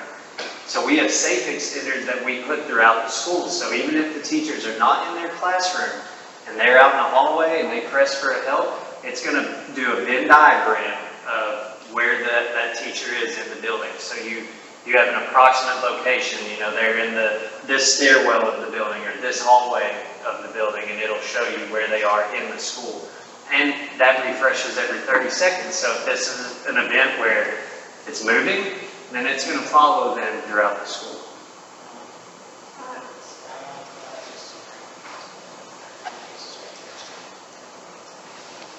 Any other questions? It was really, what sold me is going to see it in action in Jefferson County, and it's really unbelievable to see. And then, again, one of the questions that gets asked a lot when I'm in those meetings is that Watson learned that, what about if he teaches in multiple classrooms, like IAs or teachers are going in different classrooms? You just hit the pair, and that microphone, he doesn't have to take off and put the new one in, so he just works that everyone hits a pair on that. Oh, that's good. So on those wall mounts to ITCs in the classrooms, there's a blink mic button. You just press that, and then there's 2 buttons you press and hold simultaneously on here, and it connects to I them. was going to say, is either the link on the wall at that, does it indicate when you switch classes or not teacher? No, not necessarily. So some schools choose to assign these to specific classrooms in which this microphone does not leave classroom 101. Others typically assign it to teachers, so that teacher is responsible for their microphone, and if they teach in multiple classrooms, they're going to take that microphone with them from classroom to classroom and just sync up. And if you all were curious, there's a lot of other districts around the state that use us. He mentioned Jefferson, Fayette, Boone, Johnson County, Lincoln County. So I know Lincoln County is just, not too far from here. It's going to sound silly. Hot mics. If someone goes to the bathroom, that Yes. Yes, so when I come out and do my teacher trainings, now listen, these microphones are good for up to 60 to 75 feet away from the classroom and the receiver. So if the teacher has a bathroom nearby and they go and they forget to mute their microphone and they do their business, whoever's in the classroom is going to be able to hear that. So it's my job to come out and train the teachers on, hey, the mute button on here that I pressed earlier to show you, that's your best friend. The mute button is going to be the teacher's best friend. So Mr. Brewer, tonight, what is your recommendation? Well, I talked to Trace Creek and Ross Tarrant and Fayette Electric. We've done a lot of hours of discussions over this, and over the last few months, we've been trying to get to this point where I get prices on taking out, and I call it the old school PA, or just the traditional PA that we had in most schools, and adding this enhanced piece of the Epic system. So we finally got prices, and on 9L, that price is on there in their quote, and then 9M, the PR17, that is getting a credit. I think it was $105,000 something for the credit for the old school PA system, as I call it. So they're crediting that back. There is one piece in there that we were talking about, which I've asked both of them, Trace Creek and Ross Tarrant, have you ever done this mid-stream of a construction project that's taking a time out, taking something out, and gets it in that we've never done, you all have never done that before. So this is learning, we're learning, all of us, during this piece, but I did talk to the state building inspector today, and I told him what we're doing, and I said, I want to know how long it takes to get permits, because I know do we work under the permits that we already have, and if so, Fayette Electric's going to charge us money for that. I had a really good conversation with him for about 30 minutes today, and it sounds a lot easier I felt a lot better after talking to him about how quickly, because it is low voltage and it's not using, it's using low voltage wiring, POE he was talking about, and that the state inspector gave us the steps, which I shared with audio enhancement, if you all approve this, on how to get a permit. He thinks because it's low voltage, they're going to come back and say that you don't even need a permit, you can just put it in. If there is a permit, it's a very minimal cost. He said within a month we'll know something. And when I say very minimal cost, I'm talking about a few $100 is what his exact words were. So he said if it's any more than that, then they'll bill it to you right after that. So I felt a lot better because initially, if you see the recommended motion, initially I was thinking that we were going to have to go under a permit, building permit of Fayette Electric. And we've asked Fayette Electric what they're going to charge. They're going to charge 15% as their overhead, 2% for inspections, which is 17%. That's where that 17% soft cost comes into play. So with the recommended motion, you can see there, we could still do it that way and give me the flexibility to make sure we work with the building inspector to keep everything on time. It sounds like we've got plenty of time after talking to the building inspector to get this. It only takes them a couple of weeks to put the system in. It sounds like it's going to be a lot cheaper than I originally thought. It's about the install part, the soft cost that are on there. So it really depends on how if you all want to make a motion, whether you just say we'll accept this proposal and I'll work on it on the backside of it, trying to get with the state inspector, trying to get a permit if we need one to put this system in. And then if we can't do that, we can come back in September and I can ask you, if they're saying, oh no, you got to go through Fayette Electric to get that, we can come back and ask you for the 17%. Or you can just say, authorize, kind of like what you did with the slanted roof, where you authorized 32,000, negotiated down to 20. Right, Contingent upon, so you all know that I'll try to get the cheapest possible way. So I'll try to work quickly, because I know time is of the essence. But I'll try to get it to where we're either have a really cheap permit or no permit at all with the state inspector. Again, I feel much better after having that conversation with him today. So, and this is an expensive system, but the safety piece is worth every penny of it when I saw it. The translation piece, it makes it even better. The academic piece with instruction, with all the kids being able to hear the teacher equally and hearing the student when they pass the student background. And then better one that Jefferson County didn't have was that little blue softball that's a microphone that they pass around. I got to see that in action as well. How they toss it around, it makes engagement in the classroom so much better. I was sold seeing it in action.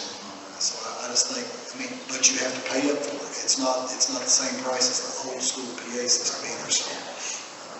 So are we, what this proposal is gonna have mics for every teacher that we're expecting to have as of today? We took a couple hours to walk through the school with their project manager, audio enhancements project manager, and the electrician, Watson went to middle school, right? They're training with their teachers to train them how to use their new system down there. But we covered every single area that we thought we would need a microphone, and we think we've got it fully covered.